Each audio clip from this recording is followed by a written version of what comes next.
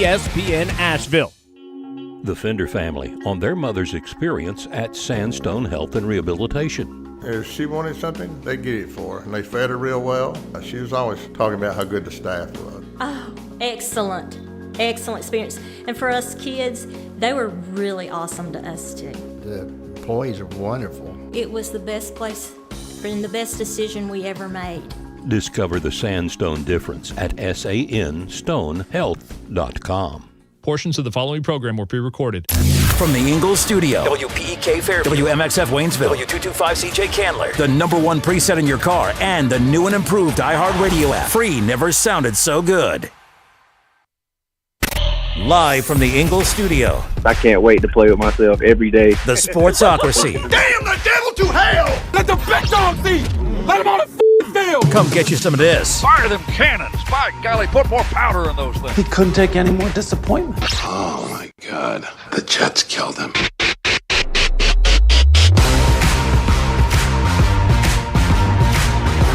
And welcome into the Sportsocracy on ESPN Asheville, 92.9 FM, 880 AM, and 1400. The Sportsocracy is heard everywhere you go on the iHeartRadio app, and we are seen everywhere on YouTube. Just go to thesportsocracy.com, click the live video link, subscribe to the channel, and that way you can join us in the chat each and every day. Get those super chats in. Today is the day where we weed out the bad from the good.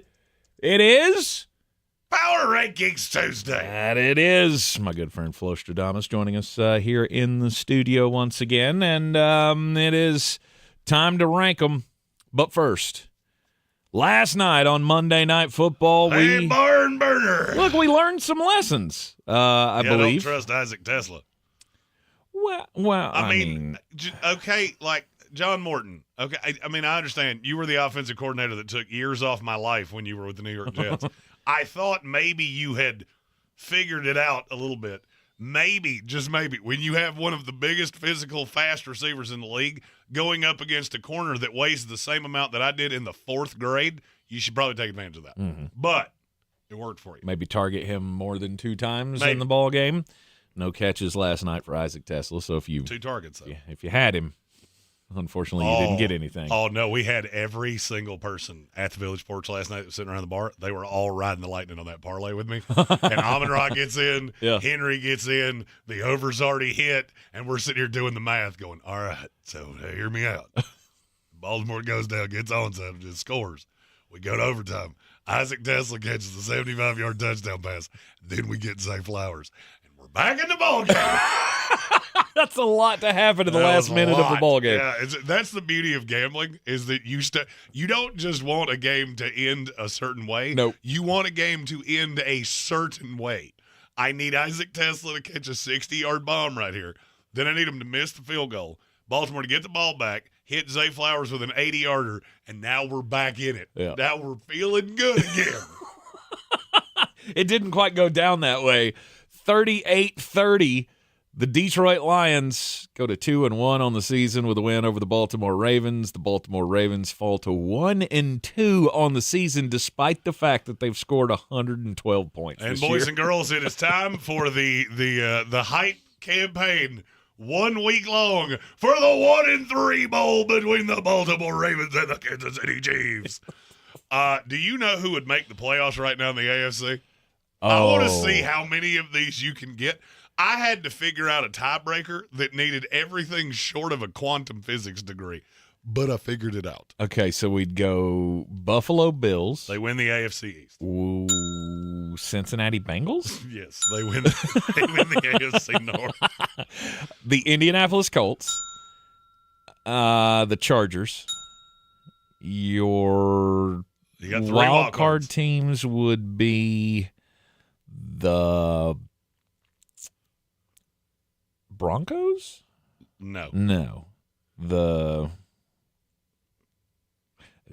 West doesn't look too good right now. No, the Pittsburgh Steelers and the Jacksonville Jaguars are your other 2-win teams in the AFC. There's only 6. 10 teams in the AFC have either 0 or 1 win, which is hard to comprehend. Then you get into this fun nebulous of who goes where, and your winner is the Las Vegas Raiders. Woof. That's your 7 playoff team. Steelers, Jaguars, Raiders. ESPN doesn't even put that on the website because it's crazy people talking. It is. But when I saw it last night, I went, yep, I can't unsee that. Because AFC is weird. It's only 3 weeks into the season, though. We got plenty of time left.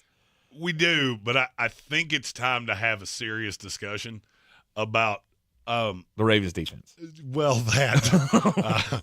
Because you mentioned how many points they've scored. Let's talk about how many they've allowed. Because it's a boatload. I think it's time we start talking about, hey, Lamar, why is it that when you play a good team with a pass rush, you revert back to something that I don't understand? Last night, and I need to say this plainly as I can, last night Lamar Jackson was genuinely awful. Awful. He held the ball too long. He was indecisive. He carried it around like it was a loaf of bread. All of the things that anybody ever said about Lamar Jackson, and I get it that Ravens fans go, we've worked so hard to get here where you respect Lamar. Okay, and I don't disagree with you. We're going to talk about franchise quarterbacks later in this hour, and I think I'm going to say some things that might lead to blood coming out of your ears. So get your Q-tips ready because Daddy's got a theory. Lamar does not do a great job of beating good teams. Mm-hmm. And I thought it, but then I had to back it up with some actual fact. This year he's played against Jared Goff and Josh Allen. Lost both of those games in spite of the fact he scored 70 points in those 2 games. You beat Joe Flacco. I went back a year. Do you know who they beat last year? Let me guess, a whole bunch of bad teams. Dallas slaughtered Buffalo in a game that Lamar Jackson threw from about here to my truck. Cincinnati in overtime. Washington before they had really taken the turn to being that team. Mm-hmm. Tampa Bay, Denver, Cincinnati, Los Angeles, the Giants, Pittsburgh, Houston, Cleveland. You beat Pittsburgh in the playoffs, and then you got beat by Buffalo. None of the teams I just said are bad. The New York Giants are. There are a few strays there. Right. Lamar beats the mid-tier to death. It's when he comes up and he actually has to fight in his weight class. I'm starting to think that there is an element of Lamar Jackson that kind of falls into Jake Paul. When you fight people that are not in your class, you look superhuman. Mm. Then you fight in your own weight class, and all of a sudden you don't. And I'll tell you why I think that is. Lamar is such a freak of nature. There's no quarterback in NFL history that has an arm that big, that is that fast, that is that shifty. I had somebody last night ask me, who is the shiftiest back in the NFL? And without missing a beat, I said, I think the answer you're looking for is Jahmyr Gibbs. And I would agree with that to a point, but if you're asking me just the shiftiest ball carrier in the NFL, it's probably Lamar Jackson. Mm-hmm. Because he does things that I've never seen anybody else do. Right. It's almost like he gets away with doing things that you shouldn't do as a quarterback when he plays lesser competition, that then you wind up with Aiden Hutchinson on the other side, and you end up with Kelvin Shepard that just I'm telling you, he went into last night and said, we might win, we might lose. I am going to send unabashed hell at you all night long, and if it burns me, it burns me. And it never did. And if I'm a defensive coordinator in the NFL, I'm watching what I saw last night. I need to have an Aiden Hutchinson to make that work. A Max Crosby, a Myles Garrett, a Micah Parsons, somebody like that. I got to have somebody that can win one-on-one pretty consistently. But I watched that.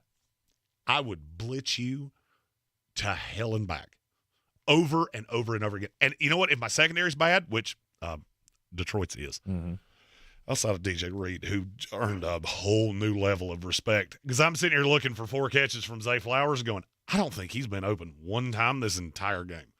-1 where he leaked behind the defense, and Lamar saw him and went, Can't Hurts. Oh, sack. I think Lamar gets by with things against lesser defenses. And then it's almost like he can't detach that and go, I have to be able to beat you with my arm. Mm-hmm. I know what you're about to say, and it's exactly what I was walking into. That reminds me of someone. Who's that? Baker Mayfield. That is not who I thought you were going to say. As you were talking through that, that's what it started to remind me of, was Because I've said this about Baker for 3 years now since he's been my quarterback. The dude can come out and he can look. We were just talking about this before the show started. Like, you can pull up Baker Mayfield highlights, and it looks like he is the greatest thing since sliced bread. Like, he is just better than Tom Brady sometimes. And then there are other times where you look at him and go, "What? Why did you just hit the mascot in the face with that? That's stupid. You shouldn't have done that." All right. Now, I see Tay said something in our YouTube chat that I need to touch on this. Okay. He said it's not his fault. Derrick Henry can't hold on to the ball. He's thrown 0 interceptions. No. That's you're hearing what you wanted me to say, not what I actually said. I didn't say it was his fault. What I said at the beginning of this is that franchise quarterbacks are rare. And Lamar Jackson feels like a franchise quarterback. What franchise quarterbacks do is win games that they're not supposed to win. Mm-hmm. Last night, the 52 guys underneath Lamar Jackson did not play well enough to beat the Detroit Lions. That is not an opinion. It is a fact. Mm-hmm. Nobody won consistently. The running game was inconsistent, and I'm be nice saying that. Yes. The pass rush was non-existent, but you were still in this game. You were in this game. Lamar Jackson got the ball 3 separate times with a chance to either take the lead or tie the game, and he at no point ever threatened to do it. You know why? Because he's in some really bad habits. He's in some really bad habits that he wants to hit home run after home run after home run because he knows when I see 6 guys in the box, somebody's left open down there, and he can't hit the layup. I watched it over and over and over again. Mark Andrews. Did you notice Mark Andrews went nuts last night? Yeah. He could have had 3 times what he actually had because the Detroit Lions literally looked at him and went, "We don't care what you do. I don't care. I'm going to stop Zay Flowers. I'm going to stop DeAndre Hopkins, and you're not hitting me over the top for anything. You can sit here and nickel and dime me all you want to, but you will not beat me that way because you can't stop me." Mm-hmm. And Lamar couldn't do it. He couldn't do it. I watched him over and over and over and over again. I watched that underneath route. It's open. It's open. Throw the damn ball. And I don't even have a rooting interest here. I'm just watching Lamar going, I know how this is going to go because I'm not the only one that's seeing this. They're giving you 10 yards at a clip. They're not giving you 50. Mm-hmm. And he couldn't stop. Watch his eyes. Go back and watch the tape. You can find it all kinds of places. If you can't find it, send me a message. I'll send it to you. Watch his eyes. He locks in on Zay Flowers, and literally by the time he figures out that's not open, Aiden Hutchinson's on top of him, one of the defensive tackles is on top of him, Jack Campbell's on top of him, and he can't do anything because he sees that guy coming and goes, I have to make you miss because this is what I do. And when I play against mediocre to bad defenses, it works. But then I play a good one. And I started thinking back to, I think I said the same thing against Buffalo last year. I think I said the same thing against Kansas City. I think I've said this a bunch of times. And now I want to kind of tie this all together in a bow. I'm not blaming Lamar. It's not Lamar's fault. Because it got in my head of, where is Todd Monken in this? You're supposed to be like a coach in waiting. You're that guy. Why are you not telling him, stop trying to win this game in the third quarter? Mm-hmm. Take the single. They're feeding you singles. Stop trying to hit home runs because you're fouling them off in the crowd every single time you swing. And nobody at any point ever got, because I kept seeing him. He's on the bench. He's sitting by himself. He's got the helmet's halfway off his head. Derrick Henry's sliding through the bench trying to throw his helmet down, which, by the way, that's a meme forever. And nobody ever walked over to him and said, Lamar, take the single. Just slow down. Stop trying to win this game in the third quarter. Take the single. And nobody ever did it. And for me, I blame Todd Monken for that. And I go back to what I've seen him do over the course of time, whether it was at Georgia, when he was a head coach. I don't know that you're necessarily that guy. I like the scheme, and it beats teams that you are better than. You got beat by Dan Campbell and Kelvin Shepard last night. Mm-hmm. Straight up, your defense, I don't know what's happened to your defense. Zach Orr, we need a moment of prayer. No doubt. But you're one of the few teams that has a franchise quarterback. There are not many in this league. Lamar has to be able to see what's happening. Or somebody has to be able to get to him and go, stop trying to hit these 50-yard home run balls. I'm watching your eyes. I know what you're doing. They know what you're doing. And all they're doing routinely, they've got DJ Reed on Zay Flowers. They're not overly worried about DeAndre Hopkins. They're not worried at all about Mark Andrews. They're not worried at all about Derrick Henry. They're worried about you beating them over the top. whether it's Tez Walker or Zay Flowers. They're keeping that safety in line with whoever's going deep, and they're giving you everything else, but he couldn't see it. People will say, but the offensive line. He held the ball 3.4 seconds per sack last night. That's on you, not the line. You do not expect to have 3.5 seconds to throw the ball. But he did. And last night is a game that he will watch the tape. And I promise you, he would say the exact same thing that I'm telling you right now. When he goes back and watches the tape, he will go, I made a lot of mistakes tonight because they gave me one thing and I tried to take another because I tried to treat the Detroit Lions like I treat the Cleveland Browns. Lamar's a great quarterback. No doubt.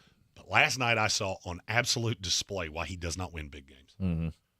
Because he got outcoached. Because he's so used to being able to beat teams that way. Well, I mean, the greatest of the great in this game all have their major flaws, right? They all have their kryptonite. Tom Brady, same thing, right? We talked for years about Tom Brady. You rush him up the middle, you punch him in the mouth with a defensive tackle that can get past his center, and he is going to have the worst day he's had in 6 months or whatever. When look, I'm not disagreeing with you because I can't find any fault in what you've said here. It's not his fault. He may not have the capability. Oh, no, he has the capability of watching him do it. No. What I'm saying is he may not have the capability to do it all the time, right? Because we've gone through and we've seen him win big games before. Never in playoffs, but we've seen him win big games before. But how many of those have been comeback wins? How many of those have been, well, we were down 14 points in the fourth quarter and we had to have those play, right? Like we had to have that perfect script in the game to come back and win it all. Is that where he struggles the most? Because he feels, one, he's under pressure from the defense. There's no blocking, right? He's running wild. He's chucking balls up because I'm down. And I can't trust my defense to stop them if they get it back. Now I want to touch on something else that's happening in the YouTube chat. Stephen Tao, who I love to death and I think is one of the nicest and most intelligent football fans, realistic football fans I know. Ruh-roh. He said, we're just going to ignore the Henry fumble? Yep, because it didn't change anything. Yeah. Prove me wrong. Led to a field goal. You got the ball back after that fumble. Everybody wants to talk about that fumble because Derrick Henry's fumbled 3 games in a row. You're right. And held him to a field goal. Lamar got the ball back, went 3 and out. Mm-hmm. Then he said, they put up 30. Lamar leads the league in passing touchdowns. But, yeah, it's his fault. Yes, it is. You know why? Because he's a franchise quarterback. If you want to be a franchise quarterback, you damn well better do franchise quarterback things. And last night he didn't. I don't care how many touchdowns he has. I don't care how many yards he threw. If you objectively watch those last 3 drives and tell me that last night is not on Lamar Jackson, I don't really have anything else to say to you. Because I watched this game the same way you did. Lamar Jackson was awful. Awful. He had 3 chances to win this game. 3. And he did nothing with any of them. I'm sorry. When you have gotten yourself into franchise quarterback, you're held to a different standard. Mm-hmm. If Jared Goff had done last night what Lamar Jackson did, I wouldn't be saying this right now. I wouldn't, because he's not that. Jordan Love, Baker Mayfield, on and on and on and on. And now, I'm going to make the bigger point. None of this has been a shot at Lamar. I think there's a lot of blame to go around. Lamar's the point guy. And you had every opportunity to win this game. Mm. You didn't do it. That's the negative. Now there's a positive coming, and it's something that I noticed last night. It was asked of us in the YouTube chat yesterday about the last 5 drafts for quarterbacks. Mm-hmm. That got in my head. And, you know, my brain's a weird place. A thought gets in there, and then it starts bouncing around like a bouncy ball. And ultimately, I've gotten to a point that now this is the positive if you're a Baltimore Raven fan. Yeah, you lost the battle, but I'm not sure you've lost the war. I'll tell you why I say that. Coming back after the break. You're in the Sportsocracy on ESPN Asheville. The biggest headliners in live music shared this stage at our 2025 iHeartRadio Music Festival, presented by Capital One. Jelly Roll! Hi, this is Ed Sheeran. Cool J. Hi there, this is Brian Adams. Make some noise for Tate McRae. Hey, I'm Sammy Hagar. Mariah Carey. Hey, this is Doodles from The Offspring. We have Maroon 5. Good evening. Hey, this is John Fogerty. It's your girl, Glorilla. The iHeartRadio Music Festival. Get ready to relive the once-in-a-lifetime moments starting October 2nd, only on Hulu. Big news, Asheville. Clover CBD has opened a brand new dispensary at 8 Weaverville Road in Woodfin. Clover CBD is locally owned, community focused, and dedicated to providing premium hemp products at affordable prices. And here's the best part. Radio listeners get 20% off one in-store purchase, plus a free gift when you mention this ad. Offer valid once per customer through the end of October. Stop by their new Woodfin location today or visit clovercbd.com to learn more. That's clovercbd.com. This isn't just a game, it's a once-in-a-generation event. The Harlem Globetrotters 100-year tour. Celebrate 100 years of high-flying dunks, 100 years of show-stopping moves, and 100 years of changing the game. Bring the whole family and be part of a legacy that never stops. The Harlem Globetrotters 100-year tour. Get your tickets today at harlemglobetrotters.com. The NFL is off to a wild start. To the right, he's got a lane. Herbert right sideline to the 40, to the 45, to the 50. He slides down. And the new season lives on iHeartRadio. Under pressure, sacked. Local stations bring you the action live. Justin Jefferson. Plus, fantasy advice and expert analysis with the official NFL Podcast Network. Everything you love about football is on the iHeartRadio app. It's knocked away and it's intercepted. Picked off. Just search NFL to dive in. Sometimes it's the little victories that mean the most. Those everyday celebrations that bring a smile to our faces and joy to our hearts. At Ingles, we know there's no one you'd rather share those miniature, memorable moments with than family.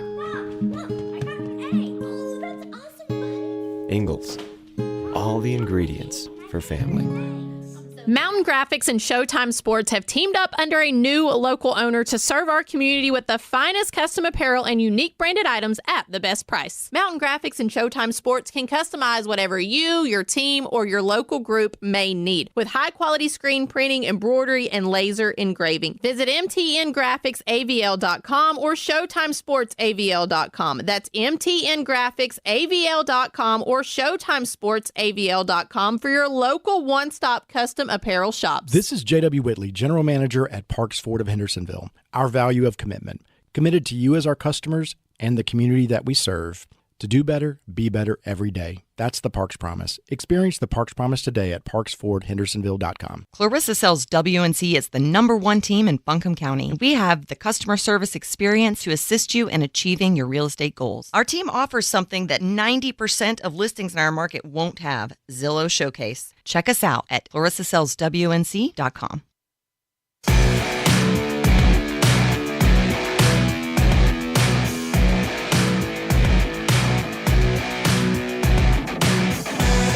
The Sportsocracy. This is G. Duggarov, voice of the Tampa Bay Buccaneers. Fire them cannons. By golly, put more powder in those things. We're back in the Sportsocracy. This is ESPN Asheville. Jeremy, you're so... it's not good. They're not taking it well. They're not taking it well. The Lamar Jackson slander shall not stand. It's not slander. It's it's empirical in the NFL evidence. Right now, how many franchise quarterbacks are there? Oh, 5, 6. I think you're too high. Somewhere in there. I think you're too high. Really? Mm-hmm. I can get to 3. Okay. Pat. Mm-hmm. Lamar. Mm-hmm. Josh. End of message. You 3 are held to a higher standard, and let me explain to you why I say that. If the Baltimore Ravens didn't have Lamar Jackson right now, and you were just introspectively looking at this team honestly, you fumbled in every game with your star running back. Your offensive line has been beaten up by 2 of the 3 teams you played, and actually one of them the team you beat got home. And your defense has been a sieve. Mm-hmm. If they didn't have Lamar, would you not look at this team and go, you are LMNO screwed? Terrible. We'd be talking about firing coaches. Mm-hmm. See, that's the difference with a franchise quarterback. Because I'm not looking at Baltimore right now and panicking. because I think Baltimore has enough around Lamar Jackson. This is all fixable. Last night was a winnable game. You just didn't winnable it. Mm-hmm. And it took some, Dan Campbell's walking around with his huevos in a wheelbarrow today.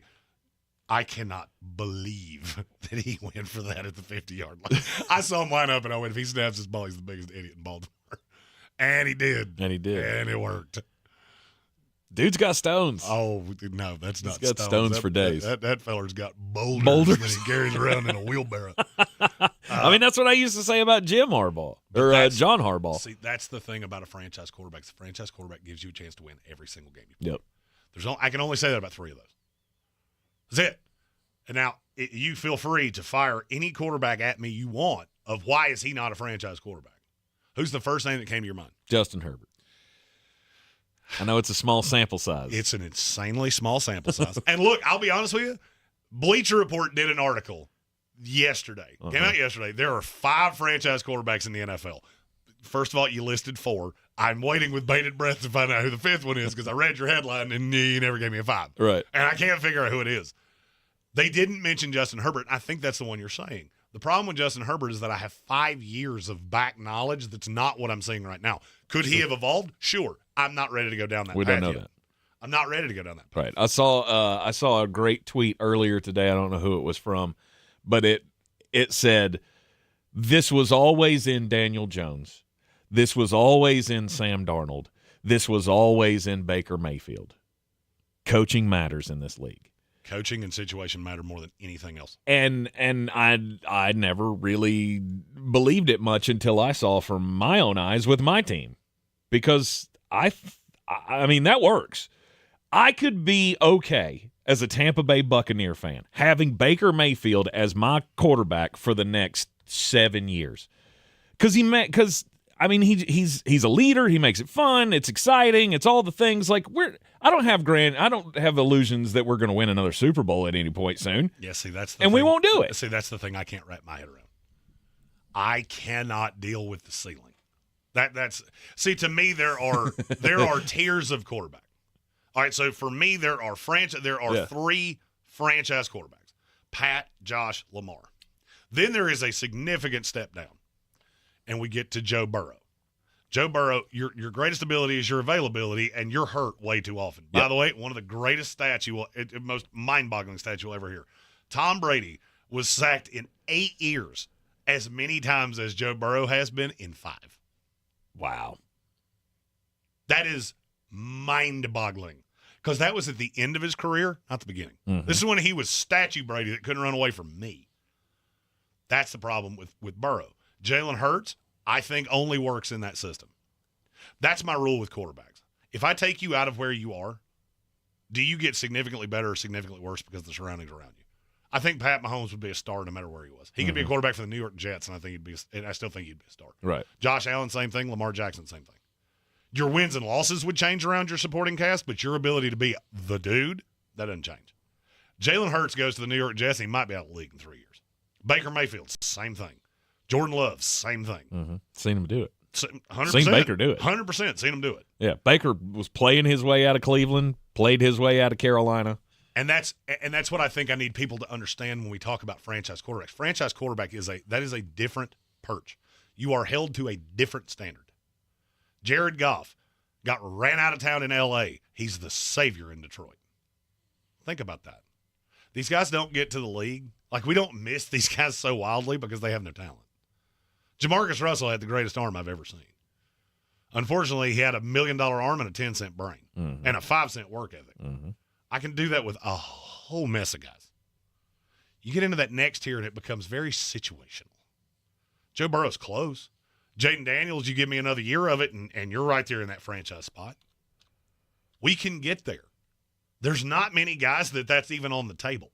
Matthew Stafford, if he wasn't 38 years old, I would put you there.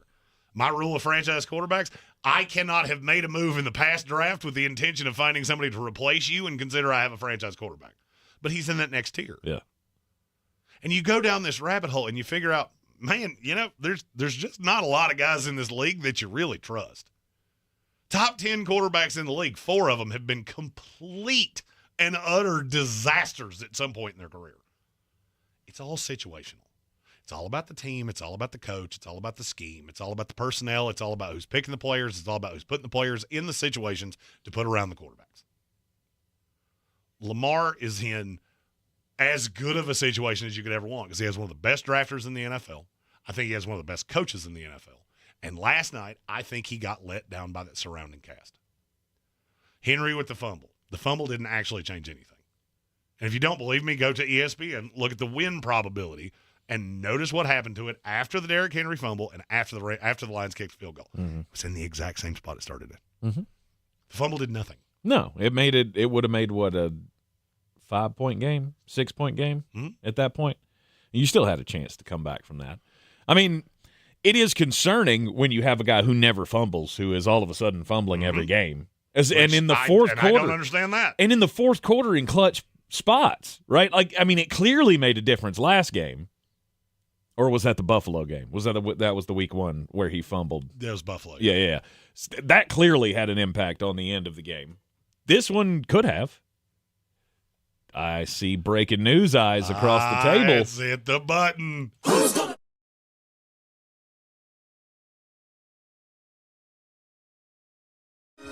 gonna break the news? The future is now. Ian Rappaport, the New York Giants are making Jackson Dart their starter per me and Mike Garafolo. Let's go. It's the only answer. It's the only answer. Yeah. Why would you continue to do this with Russell Wilson throwing up sixes? And this is so perfectly timed because I don't know what Jackson Dart is. I know what I saw him as when I evaluated him as a prospect. I know what I saw there. I know what I've seen out of Russell Wilson. You're getting nothing. You know what I see out of Russell Wilson? I see a very angry Malik Neighbors. I see Malik Neighbors that doesn't look like he's involved in these games at all. His brain is a million miles away because he knows he has no shot. Now, you infuse a little hope, and here comes Jackson Dart. And I'm going to reiterate what I said before the season. Russell Wilson should never have made this team. Mm-hmm. It was an error in judgment. You made a mistake. It's time to own it. Russell Wilson should never have been on this team. It didn't do you anything. Yeah. Because you could have gone in with Jackson Dart and Jameis Winston as the backup. You'd be in the exact same boat you're in right now, and you would have a way better idea of what you've got in Jackson Dart. Yeah. But I would have started the season with Jameis and just let him do it. I would have started the season with Jackson Dart, but that's just me. The future is now. Welcome to the NFL. You got to play the Chargers. What's that John Cena line that he kept saying? The last time is now. If you want some, come get some. I feel like Jackson. I love this kid so much, and I think he's going to be good. He could be. I want to know, and I want a benchmark for this. Mm-hmm. The active line right now for this weekend between the Giants and they play the Chargers, I believe. Yes, they play the Chargers. 6.5. The active line is 6.5. It's in New York. I won't be shocked if that goes all the way down to 4.5. May not stay there. Okay. Jackson Dart gives you an element that Russell doesn't. There's a reason they had packages for Jackson Dart. Okay. Or he could come in and run RPOs. He's just not nearly as fun to scheme against because he can do things that Russell can't. Mm-hmm. It's a bit of an unknown as well. That always tends to play in their favor. However, I like your chances better of having a good debut if you were playing the New Orleans Saints. We talked about this yesterday. Maybe we should have waited a week. Maybe we should have, thrown in Jameis for this game. The biggest thing that I worry about young guys coming into the league is having that setback. Having that unbelievable, god-awful start to your career. And what does that do for the rest of the season? What does that do to your mental stability as a quarterback? Jackson, I don't really worry about that all much with him. I don't know him personally. His emotions have not been on display for the whole country to see like some quarterbacks that have come into the league recently. So maybe it doesn't matter for him, right? I mean, there's so much talk about he's going to be fine because, I mean, he played in the SEC. Did I tell you about my interaction with Jackson Dart? No. So I saw him at the combine. Okay. And I had heard that he was hyper competitive. And I asked him the question, I've heard you're super competitive. Do you care to elaborate on that? You know what his answer was? What was that? You want to play rock, paper, scissors right now? It was the greatest. It was one of the top 5 greatest answers anybody's ever given me. Come on. And I fell in love with him from there. Yeah. That is my guy. I like it. I am rolling with that dude. That's a great attitude. I like it. And Patrick Holt said Dart and Scatabo, bunch of crayon eaters. Yeah. I will say that's 2 dudes that are super competitive, and they just want to mix it up. Mm-hmm. And they can all do special things athletically, and you throw that into the mix with Wandale Robinson and Malik Neighbors, and I mean you got an opportunity here for a whole bunch of playmaking to happen. The question is, can Brian Daboll harness it and get anything out of it? Better, or Mike Kavik is going to be the head coach of this team in about 3 weeks. No doubt. Because this is you are falling out of the airplane. The first chute didn't work, and you have pulled the emergency chute, and nothing has happened yet. There are only 2 choices here. Mm-hmm. That can pop up and save your life, or now you do. Is you're on the highway to a hot place. Yeah, it's not good. Well, this is your hope, though. This is the only hope that you had. And, yeah, you probably should have never brought in Russell Wilson, but this is the only way that it had to go. The only way that it was going to go over well-ish with New York, and you can correct me if I'm wrong here, Jeremy. You know New York better than I do. Oh. But you brought in Russell Wilson, and I feel like you had to start him. Russell Wilson was top 5 worst decisions I've ever seen a team make. I because agree. he was never going to work in New York. I agree, but look, I've sat on those Zoom calls. I've sat in those press rooms. I've been here. If you don't believe me, go look up Aaron Glenn's press conference yesterday. I didn't see the little dance he did after the. Oh, it was sweet. Yeah. He like high stepped it down the sidelines. Oh, he sure did. Yeah. Yeah, you should have heard the first 7 questions of his media availability yesterday, because somebody specifically asked him, "Do you think that's conduct befitting a head coach?" And he looked at them like he asked the question in another language. I agree with him wholeheartedly. Do you realize how stupid you look after you did that? No. It's like, oh, look at me, I'm high stepping. 3 minutes later, bye, loser. There are certain things I don't want to disagree with that. There are certain things I don't want to see my head coach do. You want to get excited? You want to go chase down Will McDonald? That's fine. Your little dance, I could do without that. Okay, don't ever do that again. And in New York, you better pray you never do that again. Because we'll give you one. Well, it's the second time you do it that we really make fun of you. Well, I mean, I get being swept up away in the moment, by something like that. Aaron Glenn's the definition of, hey, you remember all those times that you were a phallus to me? Cool. I'm going to remember that when I report on you. Oh, he's been awful. I told you. To the media? Yeah, I told you at the combine. I walked away and went, I don't think I've ever met a coach that's more unlikable. He was just a jerk. Just an unmitigated jerk. So, yeah, when you do that, especially in New York, fair reporting goes out the window, and now it becomes Richard Petty. Oh, dear Lord. And now tying that into this story, that's where Brian Daboll gets a bit of a pass. He has never been as combative with the media. He kind of owns it. Of, I'm doing the best I can here. Like, I tried it with Daniel Jones. It worked for a little bit. I think it will work with Jackson Dart. I did not hear him say that here. But I feel like that's what he's thinking, is this is my emergency valve. The chute didn't open. I got to do something to save my coaching life. That's all I got. Mm-hmm. I don't have another play. No, this was the only way that it was going to go. The only way that this was going to go, or the only way that you were ever going to keep your job in this scenario, was if the rookie played and if the rookie looked good. Wins and losses don't matter. They don't matter. It's all on Jackson Dart. Exactly. It's all, does this look like something that we can build on for next year? Because they have assembled quite the little crew of weapons for them to use. I mean, I'm starting to get excited about it, and I'm not even a Giants fan. But the question is, what's the coaching like? The question is, can you do anything with it? Daboll succeeded 2 times in his career with quarterbacks that were Josh Allen and Daniel Jones, and they were like a hybrid of what I think you're going to get out of Jackson Dart. Mm-hmm. If you can't succeed this way, you can't succeed anyway. Yeah. So it's smooth sailing. Yeah. We have a slew of super chats. We got to do outside. It's Power Rankings Tuesday, and you're not going to like some of my Power Rankings. I've already got some teams highlighted of. We're going to talk about them for a minute because you're not going to like that one. You are in the Sportsocracy, and this is ESPN Asheville. ESPN Asheville. Your mountain weather forecast. All right, may run into a shower thunderstorm next couple of days. I think the chances are a little bit higher, though, by Thursday. Hit or miss storm this afternoon, especially later in through this evening.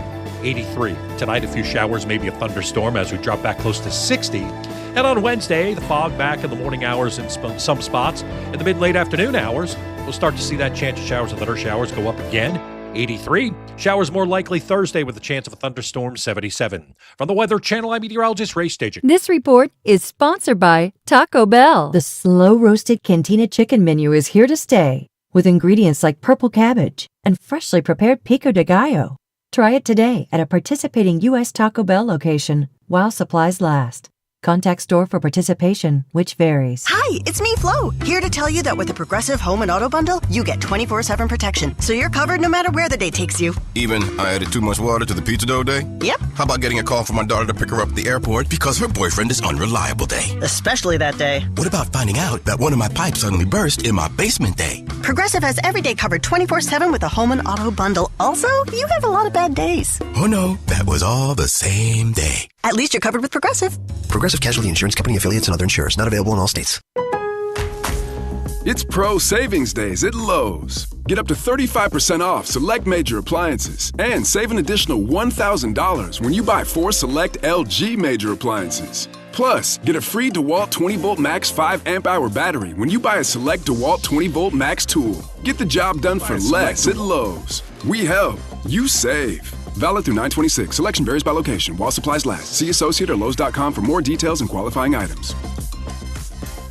The free iHeartRadio app makes your car radio jealous. Live radio presets, lyrics for songs, and the most podcasts on the planet. Plus, it all fits in your pocket. Your car radio can't do that. Make sure the free iHeartRadio app is on your smartphone now. The #1 app for radio. Selling your home? Don't settle for average. Our real estate team at Clarissa Sells WNC and eXp Realty offers Zillow Showcase, an exclusive AI-powered listing experience available to just the top 10% of all listings in our area. With immersive media, cutting-edge design, and elevated marketing, Showcase listings, they go pending quicker and sell for up to $9,000 more than standard listings. Ready to stand out in a crowded market? Give our team a call today, 828-774-6343, because your home deserves the spotlight.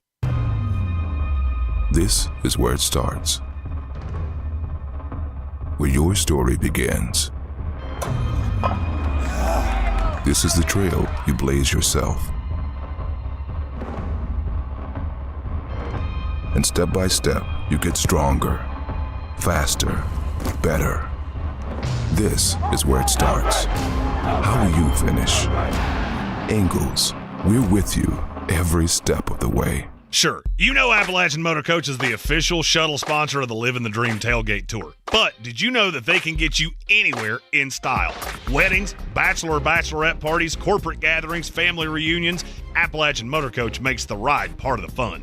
Luxury seating, climate control, and none of the stress of parking or driving. Appalachian Motor Coach gets you there relaxed, on time, and ready for the party. For more information, visit them at AppalachianMotorCoach.com. Appalachian Motor Coach, the best memories start on the ride. Boy, you must be outside your mind. The Sportsocracy.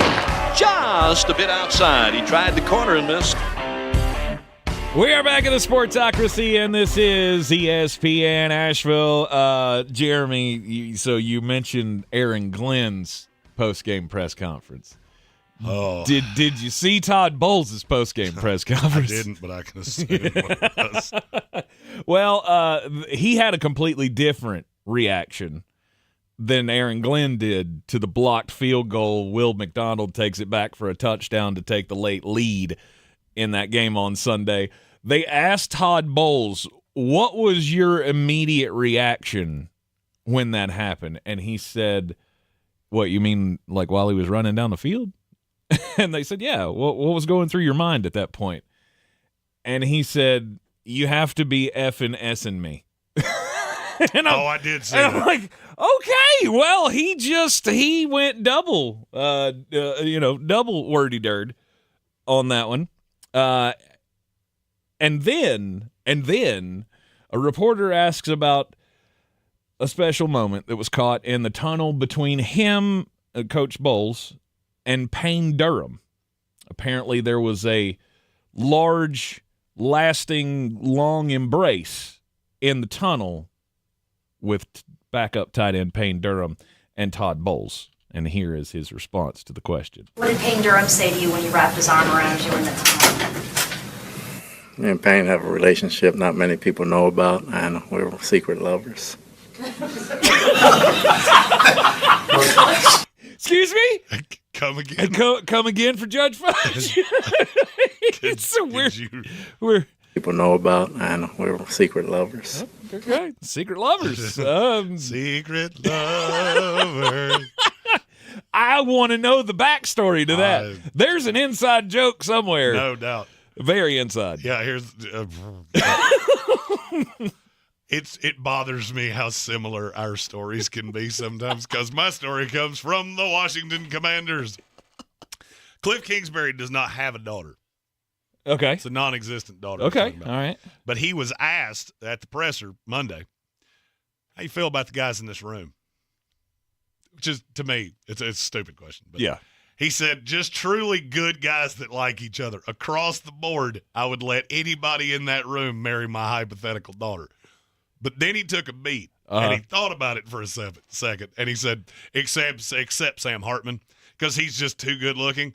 Just phenomenal people above all else, hard workers, professionals, and they're truly a joy to be around every day. Mm-hmm. Payne have a relationship not many people know about, and we're secret lovers. I need you to cut That's going in our open, by the way. For sure. That has to. Yeah.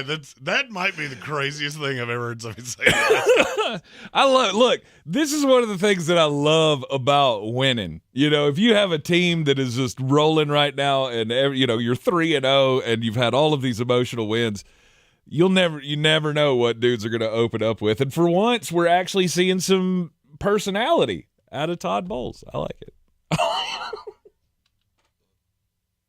Payne have a relationship not many people know about, and we're secret lovers. I knew you were going to hit it again. That's why I didn't say that. You were waiting, so I was like, yep, there's a window. Here's a window. To the window. To the wall. We have some super chats.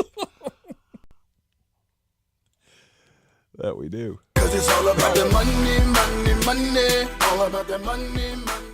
It's from Colin. It said Ravens defensive stats: pass D, 31st, 266 yards per game average, run D, 149, scoring D, 32 points a game. And every one of the media was picking them to win the Super Bowl. Jeremy, what did you say when the betting market was that you were all in? That hadn't changed. I turned like a cruise ship. And, yeah, Baltimore has slid down the power rankings a little bit because I'm worried about Lamar. I'm really worried about the defense. But if you told me Baltimore corrected this 3 weeks from now, they smoke Kansas City this week, and they're 4-2 3 weeks from now, am I going to be shocked by that? No. You know why? Because that's a good team, and that's what good teams do. Every roster you've ever seen in your life has a flaw somewhere. Baltimore currently has a lot. But I won't be shocked if John Harbaugh straightens it out in no time flat. Yeah.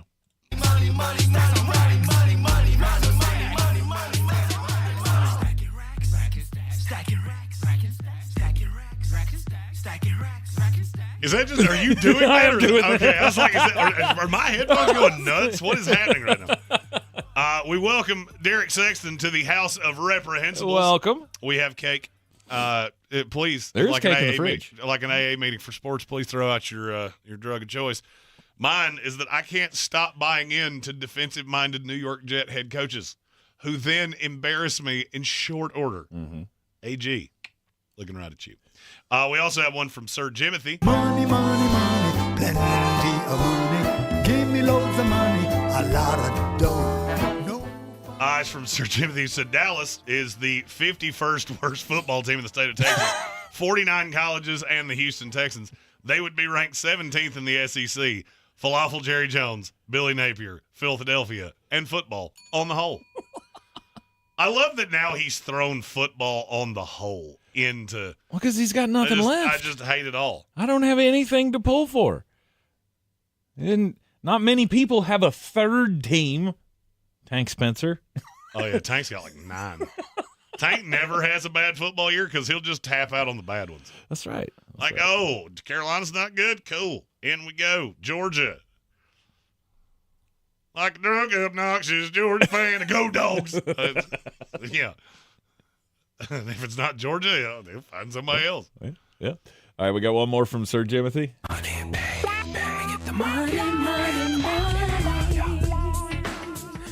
Yeah, I read the first two. You're reading that one, and I can't wait to see how you tap dance around this one because you cannot say that. Oh, good Lord. I forgot. He says, love peace, and chicken grease, guys. I'll see you later. Scataboo runs like his favorite song is CTE. That's the best I got. I don't have a nicer way of saying that. That was a great way to clean that up. Jimothy he just tries to make it hard on us. No doubt. To read on the air. Him and Kevin, who loves to give us the Kyle Shanahan pun of the day. Yes. Keep them coming, though. We love the super chats. Always fun, always a challenge. And thank you, Jimothy, for that one. It is the Sportsocracy. This is ESPN. Jimothy said that Todd Bowles' line should be the member chat sound. Can we do that? For sure. Does it do that? Oh, yeah, we can do that. I mean, you hit the button, so. Payne have a relationship not many people know about, and we're secret lovers. Thank you for the super chats, guys. Thank you for the weird comment, Todd Bowles.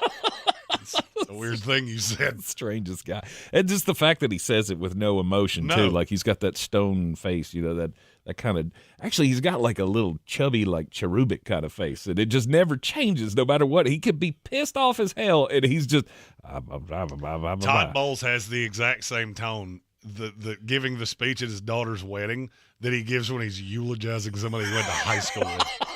It's like, could you throw a little emotion into that? That'd be awesome. A little something.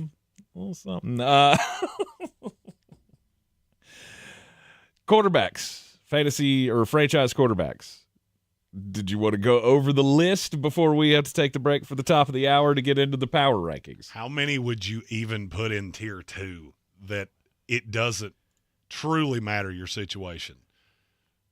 I mean, all right, so we've already said you got Josh, Lamar, Patrick. Yeah. The next tier, I mean, for me, Jaden Daniels has to be in that. I think Justin Herbert has played his way into that. Yes. Stafford would be in that. You'd have to put Joe Burrow at the bottom of it just because of the talent. See, I think Burrow's at the top of it. He's not in the top tier because he can't stay on the field. Because Joe, if you told me Joe Burrow was healthy for the next 5 years, he's in the first tier. Yes, no doubt about it. Problem is, he's missed, what was it? What did the count? 31 games in 3 years or 4 years? Something like that. It's not. I can't say that you are, he's got all the talent to be a franchise quarterback. Should be a franchise quarterback. If he was in a good situation, I would feel like I'd be more apt to go down that path. But it's not working out well. Not working out well for him. There's nobody, I don't feel like there's anybody else really in that tier. You put Jalen Hurts in that tier? No, because Jalen Hurts winds up with the New York Jets, and he's out of the league in 3 years. Baker Mayfield. Same thing. Sam Darnold. Same thing. I've already seen it. Is he going to try to bump him up another tier? I know he's already bumped him up to the third tier. He was always in the third tier. He was always Look, I've been throwing up 26 QBRs. He was in that third tier the whole time. Look, I've been pretty damn consistent on this. You get Sam Darnold into a competent team, and all of a sudden, hey, weird, he's real good. It did, and it worked with Kevin O'Connell last year in Minnesota, and it looks like it's working out in Seattle so far. Yeah, I don't think we got anybody else in that category. And then you get into the poo tier. the Justin Fields and the Tua Tagovailoa. Well, not really. I mean, you have that middle ground. We didn't put C.J. Stroud in there. We didn't put Trevor Lawrence in there. Stroud, I swear to you, I think C.J. Stroud is going to come out and at some point, I catfished all of you. That wasn't even me. That was some dude named Bert that I put in a helmet, and he looked like Dan Marino. Drake May, Dak Prescott. Those are all guys that are above the poo tier of quarterback. Dak would be in tier 3. Drake, I don't think Drake's played his way into tier 3 yet. He's close. Yeah, but it's too early for me to say you're in a poo tier. Oh, not for me. I've already got J.J. McCarthy. J.J. McCarthy is the captain of the poo tier. He's driving the poo bus. Kyler Murray. 2 games. That's all it took. Kyler Murray would be in tier 3 for me. Okay. Right. He might even be in tier 2. He might be at the bottom of tier 2. I like Kyler Murray a lot. I do not understand. I will never understand the offensive game plan of that team. Hey, we drafted Marvin Harrison Jr. this high to be our number 1 weapon, and through 3 quarters he had a target. You could tell me prime Darrelle Revis was on Marvin Harrison Jr., and looking at that team, he should still have 5 targets. Mm-hmm. Darrelle might have picked off 3 of them, but you got to try to get the man the ball. Yeah. One place you never want to be. Oh, no. We're gonna I think we have another one. Breaking news? I believe so. Well, we'll break it after the top of the hour break here on ESPN Asheville, 92.9 FM, 880 AM, and 1400. We'll be right back. ESPN Asheville, your mountain weather forecast. All right, may run into a shower thunderstorm next couple of days. I think the chances are a little bit higher, though, by Thursday. Hit or miss storm this afternoon, especially later in through this evening. 80. Oh, no. Hours, maybe a thunderstorm as we drop back close to 60. And on Wednesday, the fog back in the morning hours in some spots. In the mid-late afternoon hours, we'll start to see that chance of showers and thunder showers go up again. 83. Showers more likely Thursday with a chance of a thunderstorm, 77. From the Weather Channel, I'm meteorologist Ray Stajic. This report is sponsored by RenewalByAnderson.com. September is the month to save big at Renewal by Anderson. Right now, take 25% off windows and doors, plus 0 down and 0 interest for 24 months. Hurry, these savings end September 30th. Renewal by Anderson. This is the story of the one. As a maintenance supervisor at a manufacturing facility, he knows keeping the line up and running is a top priority. That's why he chooses Grainger. Because when a drive belt gets damaged, Grainger makes it easy to find the exact specs for the replacement product he needs. And next day delivery helps ensure he'll have everything in place and running like clockwork. Call 1-800-GRAINGER, click Grainger.com, or just stop by. Grainger, for the ones who get it done. Oh, how's that flu, babe? Did you take DayQuil Intense Flu yet? Nah, I got this. Ugh, okay, I don't got this. You stay on the couch, and I'll grab the DayQuil. Undo your flu symptoms with DayQuil Intense Flu. DayQuil Intense Flu provides powerful relief of your flu symptoms. I'm ready for that to-do list. Wow, you do got this. DayQuil Intense Flu. The daytime coughing, aching, fever, under your flu, medicine. Use as directed, keep out of reach of children. Stop settling for weak sound. It's time to level up your game and bring the boom. Hit the town with the ultra-durable LG X Boom portable speaker and enjoy vibrant sound wherever you go. Elevate your listening experience to new heights because, let's be real, your music deserves it. The future of sound is now with LG X Boom. And for a limited time, save 25% at LG.com with code FALL25. Bring the boom. X Boom. Exhausted with applying for jobs online and never hearing back? With Express Employment Professionals, experts in your community are dedicated to helping you find a job. With more than 870 locations, there's always an office in your area. Start at expresspros.com to find an office near you. Global Citizen is the world's largest movement of action takers on a mission to end extreme poverty and defend the planet. Join the movement by downloading the Global Citizen app. Take action on the issues that matter most to you, from climate change to education, and track your impact with daily goals. Every action you take brings us closer to real change and unlocks access to exclusive rewards, from concert tickets to once-in-a-lifetime experiences. Together, we're ending extreme poverty, one action at a time. Download the Global Citizen app now. Available on the App Store and Google Play. I pledge allegiance to the flag of the United Link your Ingles Advantage card to your child's school, giving the advantage to those who really need it. That's our pledge to you. The iHeartRadio app now has presets, just like in the car. You're our number one. Make us yours. ESPN Asheville, the mountain's favorite sports station, streaming 24/7. Your home for the Sportsocracy. Weekdays at noon. The Tar Heels and Atlanta Braves baseball. Almost 1 year ago, Bear's Smokehouse Barbecue became the home of World Central Kitchen and served over 1.5 million meals to folks who needed it after Hurricane Helene.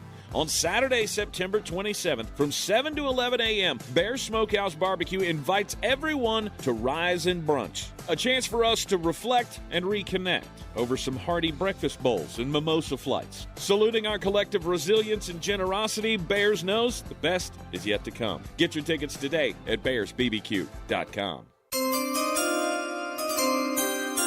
From the Ingles studio, WPEK Fairview, WMXF Waynesville, W225CJ Candler, the number one preset in your car, and the new and improved iHeartRadio app. Free never sounded so good. The Sportsocracy. It fires me up, man. I love it. Say it one more time. The Sportsocracy. Shake it back! Beer City's best sports talk. It is gross. Just earlier. They are mature, actually. You just have to get to know them better. Your lunchtime dose of dumbassery. Live from the Ingles studio.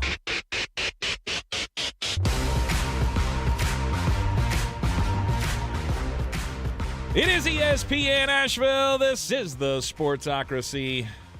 92.9 FM, 880 AM, 1400. Heard everywhere you go on the iHeartRadio app, and the Sportsocracy is seen everywhere on YouTube. Go to thesportsocracy.com, click the live video link, subscribe to the channel, and join us in the chat.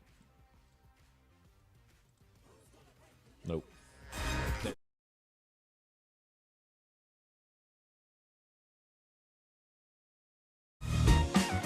You were looking at me like, oh, do something about it. Oh, I thought you were going to, like, intro it or something before I had to hit the button. Oh, yeah. Breaking news, the mulleted miser himself, Mike Gundy. 18 years and a day after. I'm a man. I'm 40.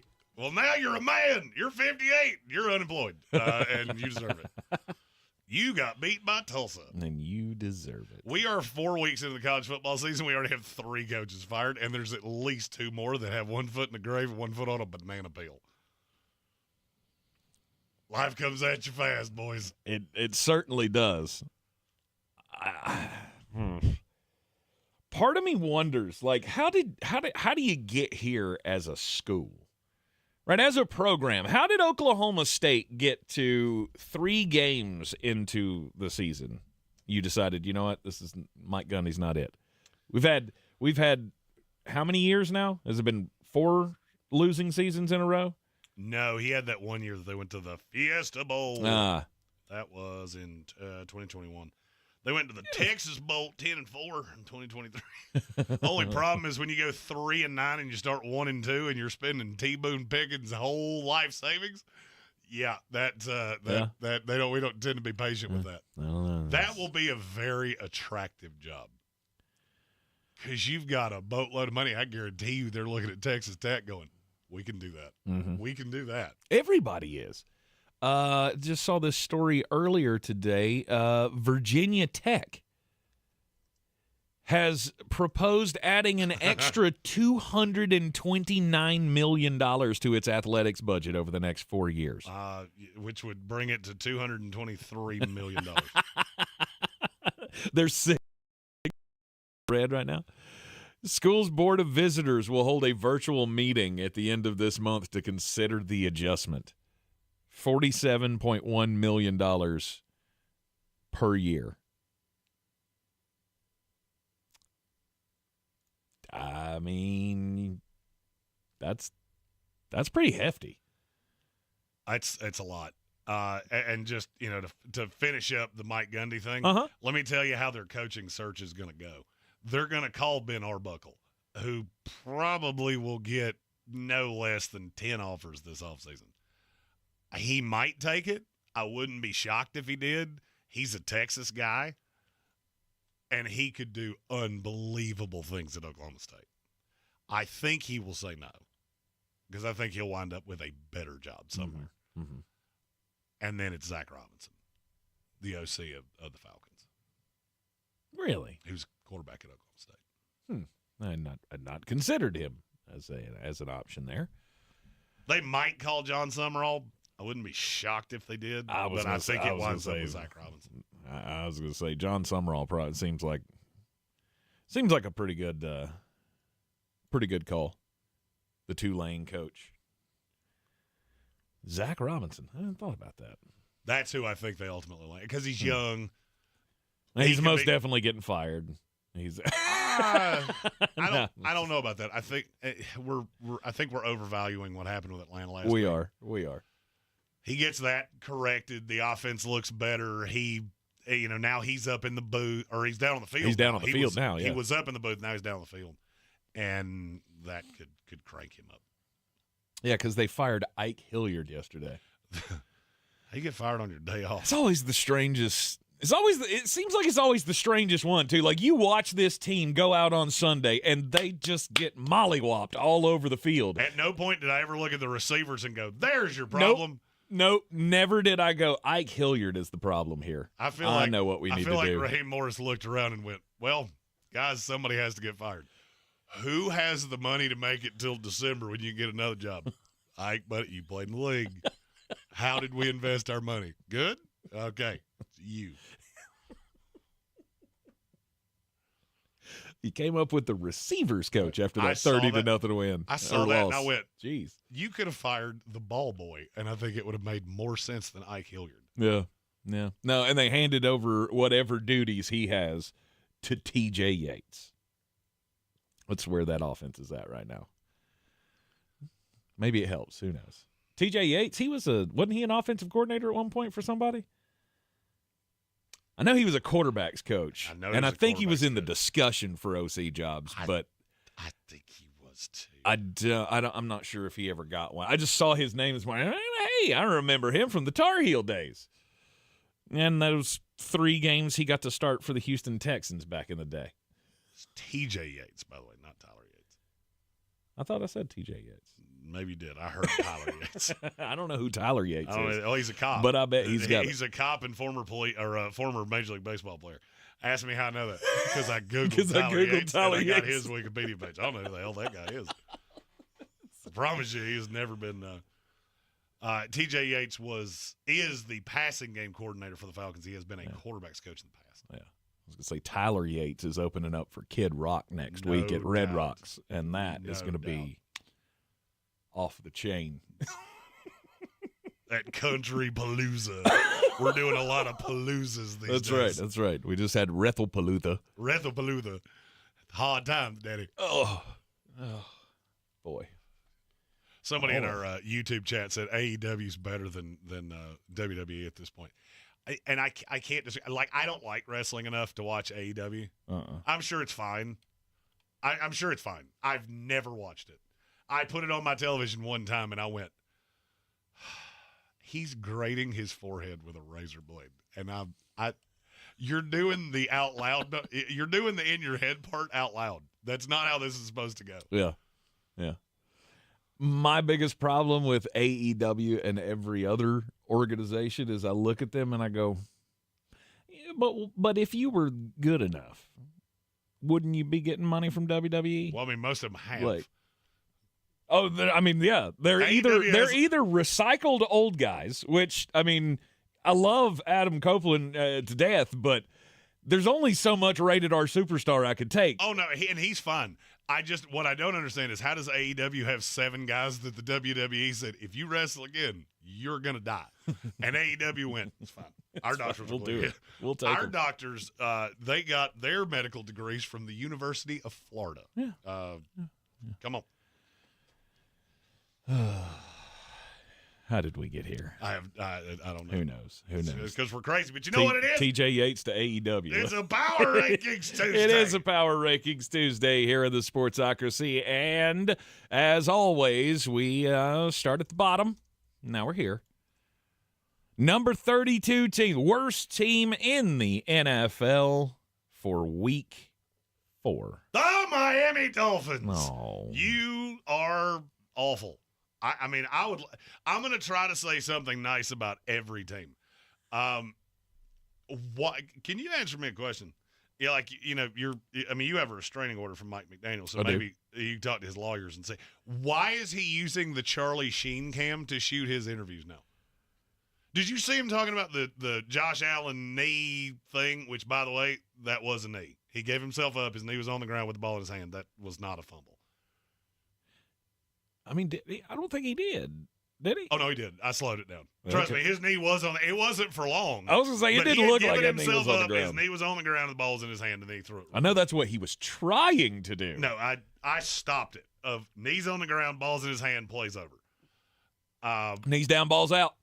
But Mike McDaniel, I mean, he had the camera at like everybody's Uncle Joe level, which is right below him, so it's shooting right up the old nose trill. And he just, I mean, he looks like winning Charlie Sheen, just banging 7-gram rocks and finishing them. We didn't ask that question. Doesn't he generally?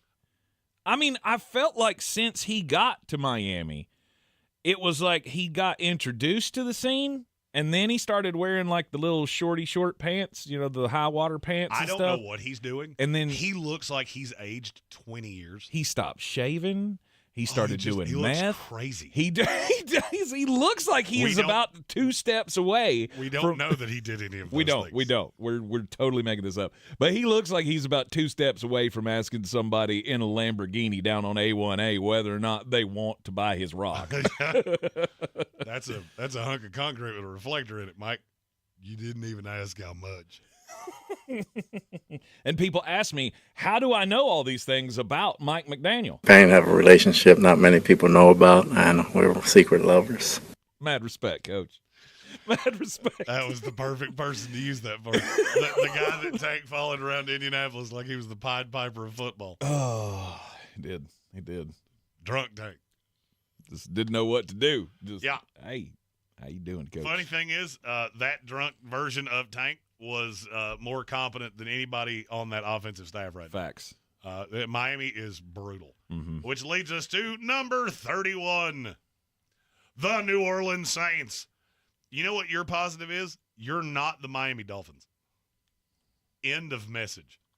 I don't have another one. Can somebody explain the Spencer Rattler thing to me? What do you mean? Like, I keep seeing people go, well, Spencer Rattler's look good. Are you sure? Or has he just looked better than what you thought he would look? There's probably a good mixture of those. I mean, if he's genuinely awful. If he's beating expectations, then okay. Like we thought his QBR through 3 games would be at 14, and it's at 40, so we're good. But, I mean, 40's bad, right? But he's still beating the average by 30 points. But he's or the not, expectation, sorry. Oh, by the way, Spencer Rattler's QBR is a 51.8. 3 points behind Tyrod Taylor and 1 above Jake Ezekiel Browning. So you're saying it could be worse. But better than Aaron Rodgers, Trevor Lawrence, Bo Nix, C.J. Stroud, Jaden Daniels, and Cam Ward. So, yeah. That. Look, New Orleans, you're following the process. Just keep losing. Just keep losing. That's all you want to do. Just keep losing. Yep. And hope to God that one of these quarterbacks goes, I can play football. Because so far we haven't done a lot of that. Right now, live Heisman odds. How many of the top 3 do you think you can even get? On the Heisman Trophy? It's got to be Mateer. Mateer is currently the favorite, but not by much. And Mendoza. Mendoza is the 2. And the 3... I don't know. Who is the 3? So Mateer's plus 750, Mateer's plus 950. I will give you any of the other top 5. You say a name in the top 5, I will just and you win. And I'll bet you don't. I don't really have a name coming to me. Dante Moore, quarterback of I Oregon. should have thought of that. That's the one I thought you would get. Yeah, He's plus 1,100. Marcel Reed from Texas A&M, and Joey Aguilar's 4. Joey Aguilar is 4. That makes me want to curse. He is plus 1,400. He's plus 1,400. I saw that and went, really? I mean, I like Aguilar. Don't get me wrong. I mean, the kid's been good. He I will give him that. He has been. I don't know about Heisman good. I mean, I'll go ahead and tell you, I will not be rushing to the DraftKings Sportsbook app to place a wager at plus 1,400. Although, I mean, everybody else has been so bad. It kind of makes sense that Joey Aguilar would be on that short list at the moment. This is one of those years that, like, I can't even – the backup quarterback at Ole Miss is on the first page. Trinidad Chambliss, who's played 2 games, is on the first page. And he will be benched the minute that Austin Simmons comes back. Mm-hmm. He's on the first page. Everybody else has been so terrible. It's been bad. It's been real bad. Let's go number 30. The Tennessee Titans. Positive is Cam Ward is not bad at football. Cam hasn't done much yet to make me feel hunky-dunky, but I'm seeing signs. I mean, the thing that scares me is how many sacks he's taking. He's taking 5 sacks a week, which is you're not going to remain upright. And that's 75 sacks in a year. Mm-hmm. Actually, it's 85 sacks in a year. Joe Burrow. Math was off. Right. That's Joe Burrow on steroids. That's David Carr. That's how bad that is. So, I mean, look, if you're Tennessee, I just look around, and Tennessee's the first team I look at and go, okay, I do see some positives. Elikai Manor, I was right about Elikai Manor. He's a dog. I do not understand why he fell. I never will understand why he fell. Calvin Ridley's his catch percentage is just insanely low. He's targeted a lot, but he doesn't catch many. And I think you hit something in Gunnar Helm. Tony Pollard's withstanding a very large workload. I mean, he's Najee Harris, for lack of a better term. He's getting a lot of carries. He's not doing much with them, but he is still upright and breathing. Mm-hmm. Number 29. I will also say Tennessee is getting blown out less than I thought they would. They're competitive for a half. Yes. Because they were competitive for a half with the Rams. They're really competitive for a half with the Colts. And then the second half comes, adjustments. You have no counterpunch. If you had to bet right now, next coach to be fired, would it be Brian Callahan? Yeah, probably. It would be for me. Yeah, probably. The minute he ceded play calling duties, that was when I went, you're in trouble. Well, I mean, that's generally the first sign. That's step 1 of a 3-step process. Yeah. And if nothing turns around at this point, then we skip step 2 and you're fired. Step 2, I think I want to get back out there, but I'm going to get fired now. And then there's step 3 of now you're fired. Now you're fired. Guy. Yeah. That's that thing you did. Number 28. The New York, that's 29. New York Football Jets. I know, math's hard. What are you talking about? 29. We had Dolphins at 32, Saints at 31, Titans at 30. Oh, I'm on you have 2 lists on here. I do. If you look at the heading, it was the first list, so I can keep track of who moved where. What's the next number? 27. No, 28. Sorry. Damn, math is hard. 22. The New York Football Giants. The Giants and the Jets are indistinguishable to me, except for one thing. The Giants have Justin Fields, and the Jets don't. Yeah. You have hope. The Jets don't. The Jets have a really good front. One of the highest pass rush win rates in the league, and you're 0-3. Mm-hmm. And don't forget, circle your calendars, boys and girls, because this Monday night at 7:15, you get the number 32 Miami Dolphins and the number 29 New York Jets on Monday Night Football. I had not even looked at this Followed week. by Broncos Bengals at 8:15. Boo. How you get 2 games that don't have one good team in either of them? Yeah. It still hasn't sunk in that that's terrible. Although it'll give you a chance. Well, no, it won't give you a chance. I was going to say it'll give you a chance to get some shut eye when you come back from your trip this weekend on the Ingles Living the Dream Tour. However, your team is playing, so of course that's not going to happen. Nope, got to sit up and watch it. Misery loves company. Just be in pain the whole time. Look, New York's bad. The entire city. Mm-hmm. The Jets are bad. The Giants are bad. There's a lot of defensive talent between these two teams. I feel like they're both in kind of eerily similar trajectories too. You both have a running back that I think might be the second best offensive weapon you have. You just can't do anything in the passing game to take the pressure off of them. So you will kill Cam Scatterbo because he seeks contact. That don't work in the NFL. Not like that. I mean, he threw some blocks that, I mean, I'm watching it going, do you have a really large life insurance policy on yourself? Because that's the only way that makes sense. Mm-hmm.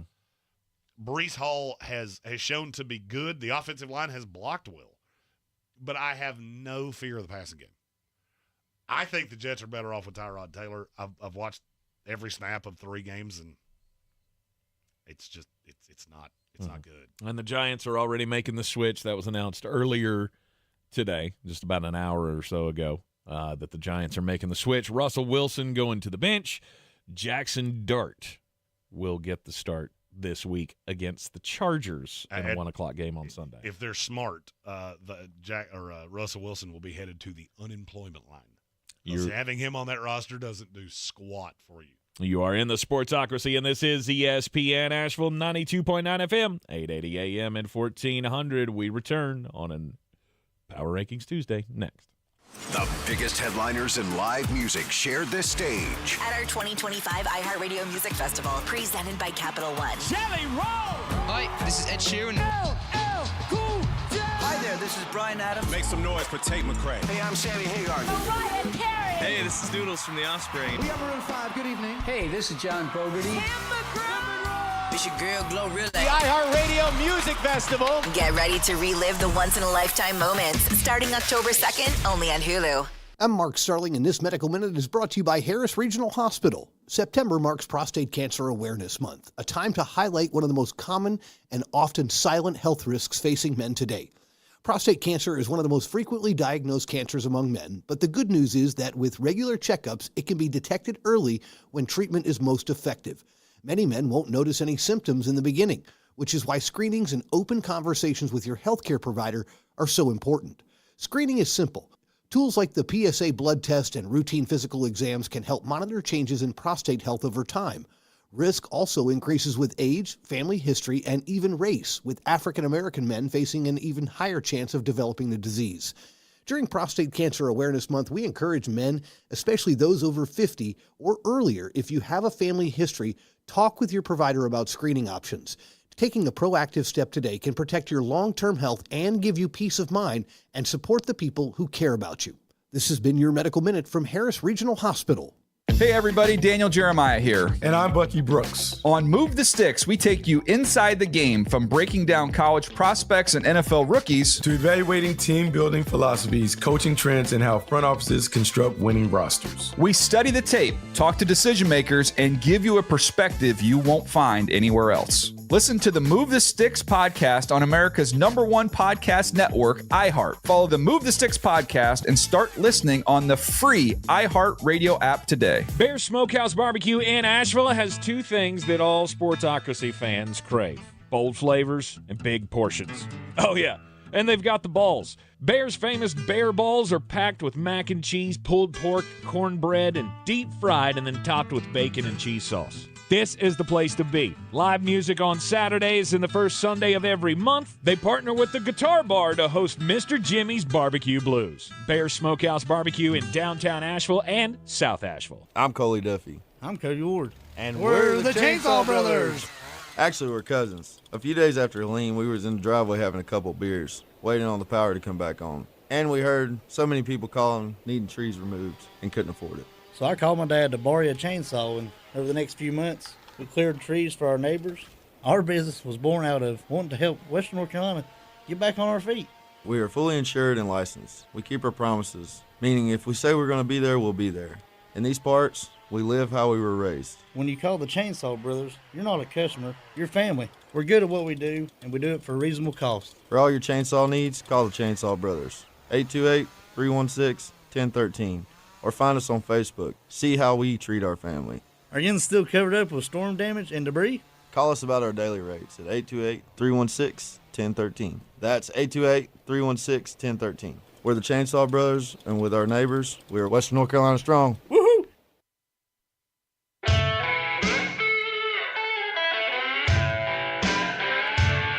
The Sportsocracy. Ice up, son. Ice up. This is ESPN Asheville. You are in the Sportsocracy on a Power Rankings Tuesday. Counting down all the teams in the NFL. Where do they fall in after week 3?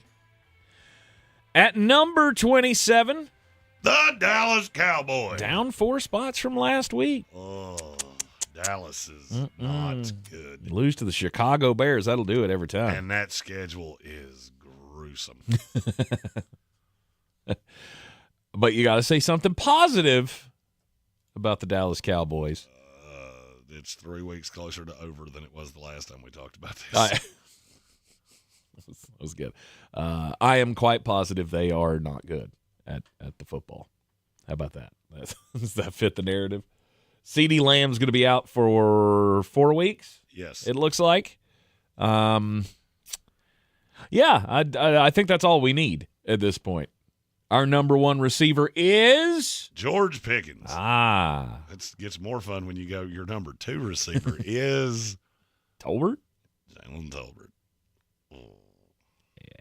Not a fun place to be for the Dallas Cowboys. But hey, at least your owner is still upbeat. That's a positive thing, right? It's all about the positive mind. He learned about it from Swami Papadoc. Oh, Lord.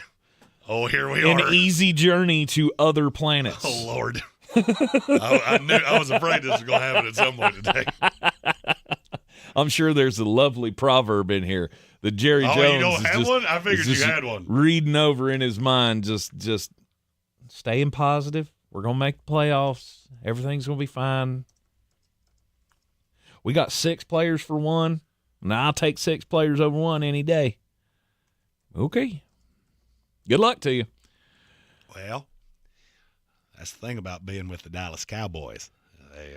We may not win, but you'll talk about us a lot. Yes, you will. What am I talking about? He wasn't reading this book. This is all about anti-material stuff. He's all about the circus and getting the baubles and the. I read a book by T. Boone Pickens that said money is the only thing that matters. Oh, good Lord. I can't stop it with that book. It's crazy. It doesn't matter if it doesn't matter if it makes you feel good. All it matters is if it makes you money. That's all that matters. It's all that matters. That's all that matters. Well, keep on, Jura. Your Dallas Cowboys, the 27th team in the league, and you're not climbing out of that hole anytime soon. No, and just for posterity's sake, so we all know, this week they play the Green Bay Packers. We will not be doing a celebration for Michael Parsons. It would not be. Why does he sound in my head? His cadence is like Bill Clinton, but the things he says are like Ross Perot. Can I finish? It would not be prudent at this. That's Jordan. Mm-hmm. That's the first Bush. Mm-hmm. Mm-hmm. He's like a combination of cartoon political characters, just all rolled up into one. We will not honor Micah around the Dallas Cowboys because he is not a Dallas Cowboy. We will, however, have who's the most random cowboy I can think of? An Alvin Harper bobblehead night next week. Nailed it. Alvin Harper. That's a throwback. Get a Daryl Moose Johnston throwback uniform week here at Dallas Cowboy Stadium. I'd definitely show up for that one. I loved Moose. Moose was a dog back in the day. Dallas Cowboys at 27-26. Up 4 spots from last week. The Cleveland Browns. Yeah. They're climbing out of the cellar. No. We now have an answer. Yep. Having the best pass rusher in the NFL is good enough for you to be the 7th worst team in the NFL. If you have nothing else, that's enough. Mm-hmm. Did you, please God, tell me you saw the video of, they caught him on the sideline. After he Myles Garrett? Yeah. They had like a hot mic around him, and he was talking about what the linemen were screaming to Jordan Love. He said, I got through there, and one of those linemen went, "Run, Jordan, run!" And it's one of the funniest things I've ever heard in my life. Oh, that's good. Oh, it was hilarious. I was like like, at least you're having fun. Yeah. And you are wrecking offensive lines. Uh-huh. Look, Cleveland's got, I mean, they've been, outside of that Baltimore game, they've been competitive. Mm-hmm. I don't think they're good. Well, But now you got Quinshon Judkins. They have to go to Detroit this week. Well, that's not going to be fun. And that's not. You should probably take your wife to a lovely seafood dinner this weekend, 'cause that's not going to be fun for you. But hey, you might have just won the best game you're going to win all year. And you know what? Improvement is all that matters. We have 2 super chats before we go into the commercial break.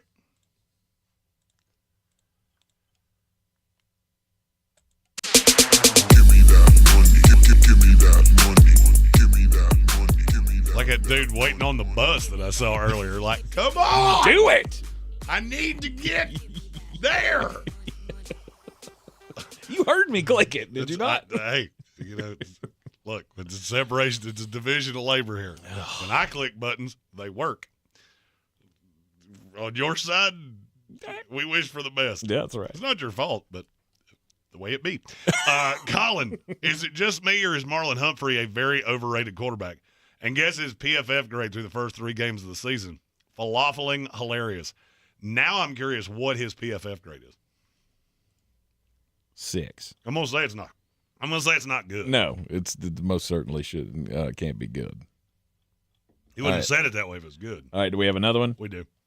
I'll let you read that. It worked that time. Oh my God. From Soaring Eagle. Marlon Humphreys, his PFF grade's a 40.6. Mm-hmm. Oh my Lord. Oh. Brandon Stevens is better than that. Mm-hmm. And I've been reasonably convinced all year that Brandon Stevens placed a large wager against the New York Jets. Who's worse, him or Marshawn Lattimore? Marshawn's pretty bad. He's 91. Marshawn's a 46.9. Oh, my God. All these guys are behind. Brandon Stevens is 70. But here's the thing. This new line of demarcation is the Brandon Stevens line. If you're below that, you couldn't cover the lawn. All right, so you we've couldn't cover a pool. We've come up with the Brandon Stevens line, much like the Mendoza line in baseball. You're below Brandon Stevens. You suck at cornerbacking. Yeah, it's the Molly Mendoza line. It's a girl I dated in college. Molly Mendoza. She was fun until she wasn't. She hula hooped that line. Shave her head, get a boob job. Just bounce back and forth like she's make playing you a hopscotch. steak dinner, stab you in the face. Stab you with a steak knife. Happened once in my family. She was the first girl I ever dated that I wanted to have dinner that was handheld, no cutlery. She tried to stab me with a Wendy's spork one time. Mm-hmm. Surprisingly sharp for plastic cutlery. Molly was all about things that are handheld. Soaring Eagle says, did I win this quarterback tight end trade? Burrow, Hawkinson, Chigakonkwo, and a 2027 fourth-round pick for Kyle Pitts and Caleb Williams in a super flex. The quarterback one is Drake May. So now his quarterbacks went from Joe Burrow and Drake May to Caleb Williams and Drake May. And his tight end went from Hawkinson to Pitts. And he gave up a 4 and Chigakonkwo. I'm going to say I'm going to say you lost that one. I mean, look, if Joe Burrow, short of if they come out and go, his toe injury was so bad that we had to amputate the leg, I'm going to say no. Because, is it a dynasty league? Yes, it is a dynasty. Okay. All right. Well, that'd have been hilarious. Yeah, if that's it wasn't. not. I don't like it. I don't like it. So it's going to work out great for you. If I don't like it, that would have been hilarious if that was a redraft league. Like I traded Joe Burrow for Caleb Williams, but Joe Burrow's out for the year. Oh, I wasn't even thinking about that. His other quarterbacks were Fields and two. He's fine. Fields scores points. He shouldn't. Okay. Jack's history said it sounds like you dated current Britney Spears. I've never thought of that, but I kind of did. Huh. It's a good line. Missed it by that much. Good for you. Oops. Did it again. You're in the Sportsocracy, and this is ESPN Asheville. Power Rankings Tuesday continues after this. ESPN Asheville, your mountain weather forecast. All right, may run into a shower thunderstorm next couple of days. I think the chances are a little bit higher, though, by Thursday. Hit or miss storm this afternoon, especially later in through this evening, 83. Tonight, a few showers, maybe a thunderstorm as we drop back close to 60. And on Wednesday, the fog back in the morning hours in some spots. In the mid-late afternoon hours, we'll start to see that chance of showers and thunder showers go up again. 83. Showers more likely Thursday with a chance of a thunderstorm, 77. From the Weather Channel, I'm meteorologist Ray Staging. This report is sponsored by Bojangles. It's always bow time. It's bow time. The Pork Chop Griller is back at Bojangles for a limited time. We know you missed it, because when you take a tender pork chop and sandwich it on a made-from-scratch biscuit, it's not a flavor you want to say goodbye to. It's bow time. With great deals coming this Prime Big Deal Days, October 7th and 8th, greatness is a deal away. So if you love baking, you can get a deal on a new mixer, transforming you into the Lord of the Loaves. Hear ye! Make way for the baron of brioche, the sultan of sourdough, the Lord of the Loaves, Prime Member Dave! Yeah, hi? Get up to 40% off with Prime Big Deal Days, October 7th and 8th.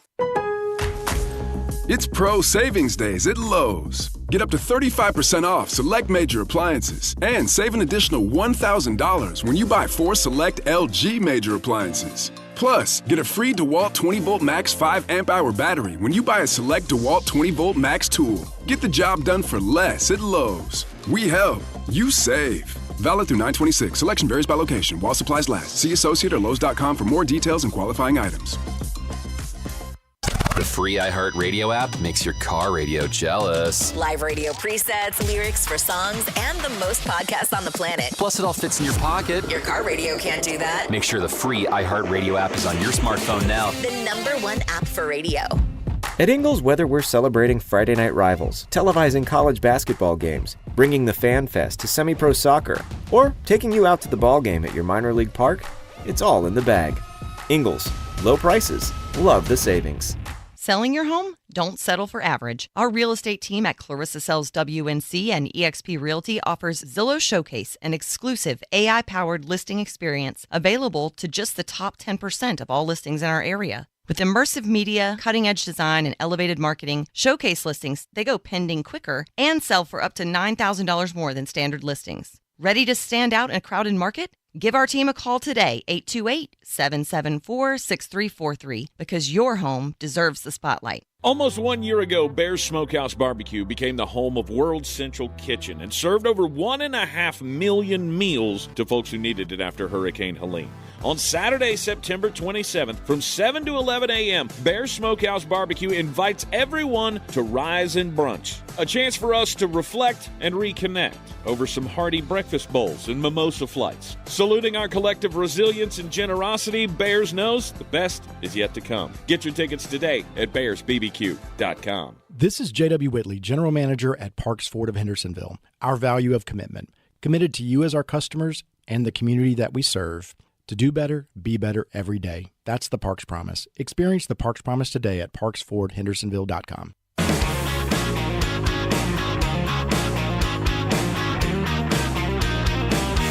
The Sportsocracy. Pull up your pants, take off the bra, and be a man! We're back in the Sportsocracy on ESPN Asheville. It's a Power Rankings Tuesday here in the Sportsocracy on a beautiful day in the mountains of western North Carolina. I want to take this second to remind everybody, if you know a neighbor who needs a new roof, head on over to ESPNAVL.com and register them for a free roof from Balkan Roofing. Roofing for a reason.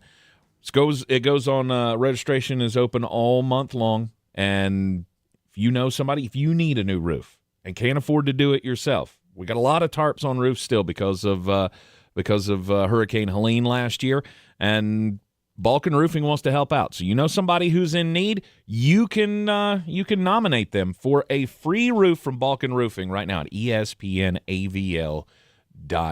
Roofing for a reason with ESPN Asheville and Balkan Roofing. Jeremy. Before we get back into the power, we have two more super we got chats two more before super chats? Okay, well, let's see. It's all about the money. All about the money. Colin said one for you, Jeremy. Guess Pat Surtain the second's PFF grade without looking first. It's not what you think. I would have said he was about 35 to 40 among corners. He has not been as good this year. You mean his ranking would be 35 to 40? Yes. Okay. I have not looked, but I did have the list pulled up, so I'm sure it's here somewhere. He is number 56, 59.5. That's not great. That's not great. He gets dinged on coverage. I would not have thought that. I knew he hadn't been as good as I was expecting him to be. But Denver's one of those teams. We'll talk about them when we get there. Mm-hmm. They're interesting to me, but probably not for the reason you think. And then we have one more. Money, plenty of money. Give me loads of money. Soaring Eagle said that trade happened last week, and Caleb went Nanners. Caleb did go Nanners. Anybody that goes up against the Dallas Cowboys, I feel pretty good about. Dallas is the first team in NFL history that's ever paid 3 corners, and none of them fit the current defensive scheme. That's hard to do. I've never seen it before. Back into the power rankings here for week 4 in the NFL. Number 25. The Carolina Panthers. The poo tier is kind of confusing because there are teams down here that I have absolutely no hope for, which is basically every team I've set up into this point. I still have fading hope for Carolina. They beat the smoke off Atlanta this week. That they did. And you can say, oh, it's just 1 week or whatever the case may be. Atlanta. One-offs can happen, but there's a difference. And I see what Joseph Osen said about the Browns just beating the Packers. I mean, they beat the Packers. They were down the entire game. They blocked field goal late. I mean, if you play that game 10 times, I'm taking the Packers to win 9 of them. No doubt. Carolina, on the other hand, they beat the smoke off Atlanta. It was never competitive. And I do look at Carolina now and just go, I mean, did I expect the defense to have a shutout? No. Did I think the defense was particularly even all that good? No. But you did it. And now I'm looking at Carolina's schedule going, I mean, there's some winnable games here. You know, they play the Cowboys in 3 weeks. I know they play the Jets in here somewhere. Yeah, their next 4 games are at the Patriots, the Dolphins, the Cowboys, and at the Jets. Don't look past that. No. It's not pretty past that. No, But you live in the moment. Yeah. You take it one step at a time, like Dave Canales always says. There's a possibility that Carolina's 5-2. Which would be insane. I mean, slim chance. I don't think it's a slim chance. Really? I have them better than 3 of these 4 teams. Ooh, and you want to take a stab at who's number 24? Who? Number 24? The New England Patriots. You're 1 spot behind the other team. Now, you're on the road for that game. And Drake may have a field day against your secondary. But New England and Carolina are funny to me because I think they're better than they've played. But I've seen flashes of it. I've seen nothing from the teams beneath them. Cleveland's got 1 player. This is just a game wrecker. Dallas is a joke. The 2 New York teams are jokes. Everybody beneath this, I don't see any hope for you. Yeah. So this is where we start it's not going well to start with, but I do see a possibility. New England, why is Ramondre Stevenson still on your team? Because I can't figure it out. Wait a minute. He just ran for like 140 yards last week, didn't he? Or week before last. 87 yards all freaking year. And he has 2 fumbles that he lost both of. Yeah, he's rushed it 22 times for 87 yards. He's not good at football. Okay. Yeah, I don't know who you're talking about. I thought he had a big week last week. Yeah, there might have been a Ramondre Stevenson. Did he score a touchdown last week? North Texas. No, he has no touchdowns all year. How many catches does he have? That's what it was. 10. He had like 7 catches 2 weeks ago. Not this past week, but yeah, week before. He's not good at football, and he can't hold on to the ball. All right. At number 23. The Las Vegas Raiders. I don't know what to do with this team anymore. Throw a dart at a board, and that's going to tell you who the wide receiver is this week. They just don't make any sense. So you beat New England in a game that was really not competitive. You kind of just squished them in their house. Then you had the most nondescript game in the history of the NFL against the Los Angeles Chargers. You kept it reasonably close, but you never threatened them. And then the Commanders just absolutely suffocated you. Mm-hmm. Now, you play the Bears this week, and I think that's going to tell me a lot because they should, in theory, beat the Bears. I would agree. But I don't feel good about it. No, I don't. I continue to not feel good about it because you have too many holes on your defense. If your front can get home, then you're solid. And you'll be competitive, and you'll stay in games. What bothers me is this team still can't run. You invested in Ashton Jeanty to improve the running game, and you are still one of the most one-dimensional teams in the NFL. Mm-hmm. And whose fault is that? Look. Is it Ashton Gianti's fault? I said it all off season long. I think Jeanty fits in a very specific scheme, and Chip Kelly was not on my bingo card. Mm-hmm. He just can't do. All right, I'm going to make a comparison, and it may make this make a little bit more sense. To me, running backs are really easy at times to evaluate, but they can get difficult with the spot. Ashton Jeanty is a more talented version of Chuba Hubbard. Okay. Between the tackles, he's fine. The problem is that you have to manufacture the touches to where I can't load up the box, where you're running continuously in obvious passing downs. This was a problem with Chuba when Matt Rule was in Carolina. When I could stack the box, he's really easy to deal with because he can't block and he can't catch. It's almost a tip when I see him back there. Jeanty plays so much by comparison that it's not as much of a tell. The problem is that he's so bad in pass pro that I don't care. I don't care if it's a run. I'll just send the extra blitzer because I know he's going to cut through Ashton Jeanty like a hot knife through butter. Mm-hmm. So it doesn't change the way I game plan you. And that's when this gets difficult. That's when guys like this become LeGarrette Blount. LeGarrette Blount was actually a much better pass pro guy. But, I mean, that's where I'm at with Jeanty is 3 weeks into this, I don't feel like you're any closer to figuring out how to use him. And if you're one-dimensional, you're doomed. Mm-hmm. Because that's going to lead to you getting into a lot of shootouts. And, I mean, I hate to say this, Geno Smith's been sacked a lot. He's thrown a lot of interceptions. If you take the disaster plays away, he's been fine. You didn't lose because of disaster plays. You got throttled by the Commanders with their backup quarterback. You got throttled by the Chargers, even though the score didn't really symbolize that. I don't know what to do with the Raiders anymore. I think they belong about right here. Mm-hmm. But you should be better than that. This team is more talented than teams that are around it. That's probably the best way to say that. Number 22. And Joseph Osen said, yeah, but when your running back's getting hit in the backfield, it kind of sucks. Well, Here's the thing. Why is that happening? I mean, I can tell you why it's happening with Jeanty because he's a tail. He's a tail. I see him back there. I know one of three things is happening.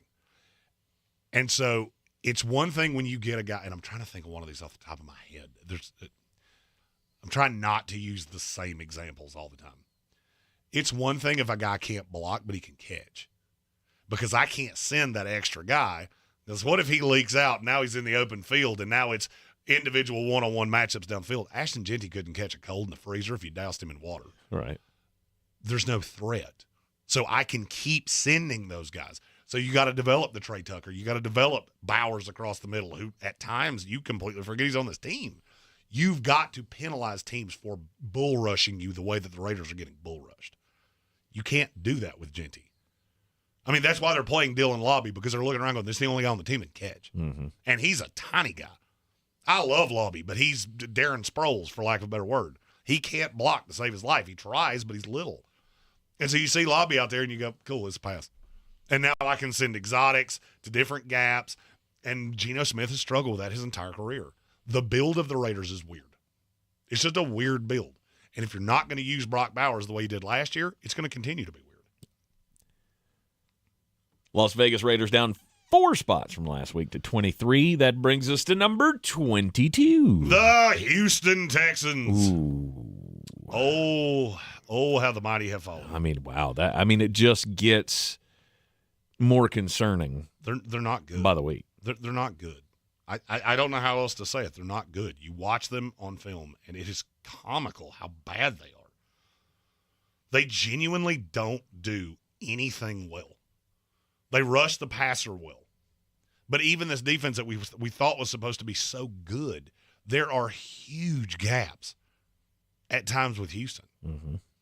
I mean, I told you picking games last week. I feel like this Jacksonville Jaguar game is the easiest game to pick that I've picked in a long time. I didn't necessarily think Jacksonville was – I didn't think they would win, but I knew unequivocally they would cover. Yeah. And I wasn't surprised that they won. I don't think Houston's a very good team. I don't think C.J. Stroud's a very good quarterback. He has one of the weirdest trajectories I've ever seen. Mm-hmm. Because in 3 years, he catfished us for a year. And he showed me a player that I had never seen on tape. And over the course of the last 2, he's developed into the very player that I was afraid of when he came out of Ohio State. He cannot make high-level decisions down the field. You have to manufacture the read and the progression for him because he cannot get off script. And when he gets off script, you know what happens largely? He gets hit. Well, even if he completes a pass, he gets hit. And I get it, the line's bad. You got to play the hand you're dealt. And I'll be honest with you, if I'm Houston, I'm looking around right now going, what do we do with him in a year? Because that option's up. Mm-hmm. Like, you got to make a decision on that this offseason. And that is not as easy to figure out as it once was. Yeah, it might be one of those things where you got to grin and bear it. Because I don't know. Tagovailoa is on line 3. That's what happens when you grin and bear it. I'll be honest with you, right now, no way. Pull the plug. No way. I could not kick his option in. If this is the quarterback I get for the rest of the year, I would call every team in the NFL and go, you want to take a shot on it? Yeah. Think you can Because it'll develop still him? cost you. You can kick in his option. He can be your problem. I don't think I can put the pieces around him before I ruin him. I can't get this line right. I can't get these pieces around him right because I've had too many injuries and I'm too invested in the defense. I can't get it right. If you want to try, more power to you. Yeah. Be a rare move. Houston Texans at 22. Number 21. The Atlanta Falcons. What would you say that was? It was good old-fashioned falconing on display.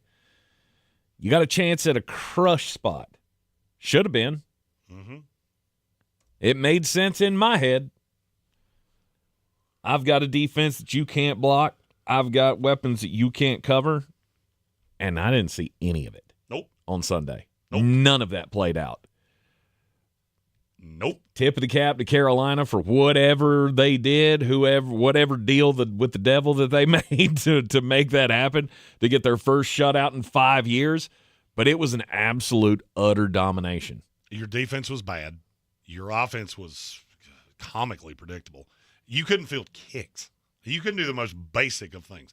This is the tier of talented but confusing. I want to get through 2 more teams here because they're all in the same vein. All right, at 20. The Chicago Bears. And at 19. The Cincinnati Bengals. Cincinnati, yeah, you just got murdered by Minnesota. Yeah, your season. You turned it over 5 times. Mm-hmm. That was bad. Am I going to be shocked if Cincinnati lines up this week and Jake Browning looks more like what I thought he would on Monday Night Football against the Denver Broncos and you win? You be shocked? No. I wouldn't be. Not shocked. I would not be shocked. I would not be shocked. And Chicago, I need who you are to stand up because I've seen 3 different teams in 3 games. Mm-hmm. I don't know what to do with that. Well, I mean, you were the worst defensive team I've ever seen in Game 2. Game 1, you laid down like an old dog next to the radiator. You didn't have any corners, and Justin Jefferson and J.J. McCarthy just pick and popped you. The people that didn't watch this Cowboys-Bears game, you don't understand, this was a game for a really long time. And then you put it's not like you throttled the Cowboys. This was 17-14 in the second quarter? Yeah. You scored one touchdown, and then it was just a pillow fight for a quarter and a half. And I still look at Caleb Williams and go, good defenses are going to be tough on you. Mm-hmm. And I don't like what's coming down the pipeline because you still got the Commanders and the Ravens, a tough Giants pass rush, a tough Raiders pass rush this week. You still got the Vikings, you still got the Steelers, you still got the Eagles and the Packers. That's a lot of defenses against Caleb Williams that I don't like. Got to take it one game at a time. And now I Ben feel like Johnson's doing the best he can. For sure. And I feel like now we've split this perfectly because starting at 18, now we get into the I don't know what to do. Mm-hmm. Because there's about 8 teams that I feel like the exact same team. Yep. Some of your quarterback play is not as good. Some of your defenses are not as good. There's a lot to unpack with every one of these teams. Oh, that means the wild card tier's coming up. Yeah. And who's the best team to lead that off? The team that leads it off every single time we do this. Uh-huh. You're in the Sportsocracy, and this is ESPN Asheville Power Rankings Tuesday. Continues after this. ESPN Asheville, your mountain weather forecast. All right, may run into a shower thunderstorm next couple of days. I think the chances are a little bit higher, though, by Thursday. Hit or miss storm this afternoon, especially later in through this evening. 83. Tonight, a few showers, maybe a thunderstorm as we drop back close to 60. And on Wednesday, the fog back in the morning hours in some spots. In the mid-late afternoon hours, we'll start to see that chance of showers and thunder showers go up again. 83. Showers more likely Thursday with a chance of a thunderstorm, 77. From the Weather Channel, I'm meteorologist Ray Stajic. This report is sponsored by Apple Tree Superstore. As fall approaches, how about a new vehicle in your driveway from Apple Tree Acura, like the 2025 Integra, 2025 Acura ADX, and the 2025 Acura MDX. Home of the Apple Tree Advantage and the lifetime powertrain warranty. Apple Tree Acura, I-26 Airport Road, Asheville. For more information about contests on this station, go to espnavl.com. Some days feel heavier than others, especially after a storm like Helene. If you're still feeling the weight of trying to rebuild, you're not alone. Call the Hope for NC helpline and talk to someone who's ready to listen and offer support. Visit hope4nc.org for free confidential 24/7 support. That's hopefornc.org. Big news, Asheville. Clover CBD has opened a brand new dispensary at 8 Weaverville Road in Woodfin. Clover CBD is locally owned, community focused, and dedicated to providing premium hemp products at affordable prices. And here's the best part. Radio listeners get 20% off one in-store purchase, plus a free gift when you mention this ad. Offer valid once per customer through the end of October. Stop by their new Woodfin location today or visit clovercbd.com to learn more. That's clovercbd.com. You've heard about the thousands of patients finally getting relief from chronic joint pain thanks to QC Kinetics non-invasive treatments. And here's one who was determined to avoid surgery. Meet Vicky. The orthopedic surgeon said, well, you're going to need knee replacement sooner rather than later. I kept hearing commercials about QC Kinetics and thought, well, I'm going to check them out first. QC Kinetics has treated over 20,000 patients like Vicky around the country. People who were told they needed surgery but chose a more natural, less invasive approach that uses regenerative treatments to help heal and restore painful joints with no downtime. If QC Kinetics had not been what I expected, I would have gone through with the surgery, but I got so much relief, am now pretty much pain-free that I don't have to have the surgery. Before going under the knife, you need to check out QC Kinetics. The consultation is free. Call today. Call QC Kinetics, 828-333-9517. That's 828-333-9517. 828-333-9517. Clarissa Sells WNC is the #1 team in Buncombe County. We have the customer service experience to assist you in achieving your real estate goals. Our team offers something that 90% of listings in our market won't have, Zillow Showcase. Check us out at clarissasellswnc.com. Bear Smokehouse Barbecue in Asheville has two things that all Sportsocracy fans crave: bold flavors and big portions. Oh, yeah. And they've got the balls. Bear's famous bear balls are packed with mac and cheese, pulled pork, cornbread, and deep fried and then topped with bacon and cheese sauce. this is the place to be. Live music on Saturdays and the first Sunday of every month. They partner with the Guitar Bar to host Mr. Jimmy's Barbecue Blues. Bear Smokehouse Barbecue in downtown Asheville and South Asheville. The iHeartRadio app now has presets, just like in the car. You're our number one. Make us yours. ESPN Asheville, the mountain's favorite sports station, streaming 24/7. Your home for the Sportsocracy. Weekdays at noon. The Tar Heels and Atlanta Braves baseball. Sure, you know Appalachian Motor Coach is the official shuttle sponsor of the Living the Dream Tailgate Tour. But did you know that they can get you anywhere in style? Weddings, bachelor or bachelorette parties, corporate gatherings, family reunions, Appalachian Motor Coach makes the ride part of the fun. Luxury seating, climate control, and none of the stress of parking or driving. Appalachian Motor Coach gets you there relaxed, on time, and ready for the party. For more information, visit them at AppalachianMotorCoach.com. Appalachian Motor Coach, the best memories start on the ride. Sometimes it's the little victories that mean the most. Those everyday celebrations that bring a smile to our faces and joy to our hearts. At Ingles, we know there's no one you'd rather share those miniature, memorable moments with than family. Ingles, all the ingredients for family. From the Ingles studio, WPEK Fairview, WMXF Waynesville, W225CJ Candler, the number one preset in your car, and the new and improved iHeartRadio app. Free never sounded so good. Live from the Ingles studio. I can't wait to play with myself every day. The Sportsocracy. Damn the devil to hell! Let the big dog see! Let him on the field! Come get you some of this. Fire them cannons! By golly, put more powder in those things. He couldn't take any more disappointment. Oh my God. The Jets killed him.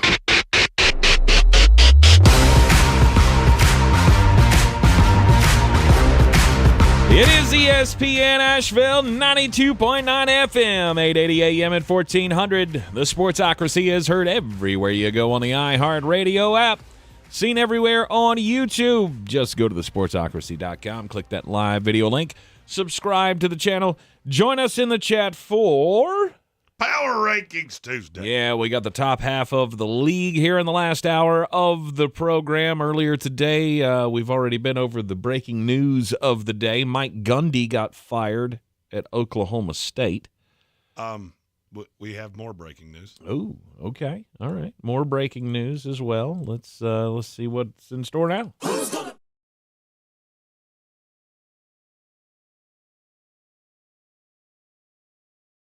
news.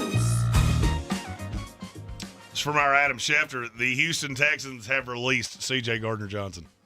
Oh, shoot. Excuse me?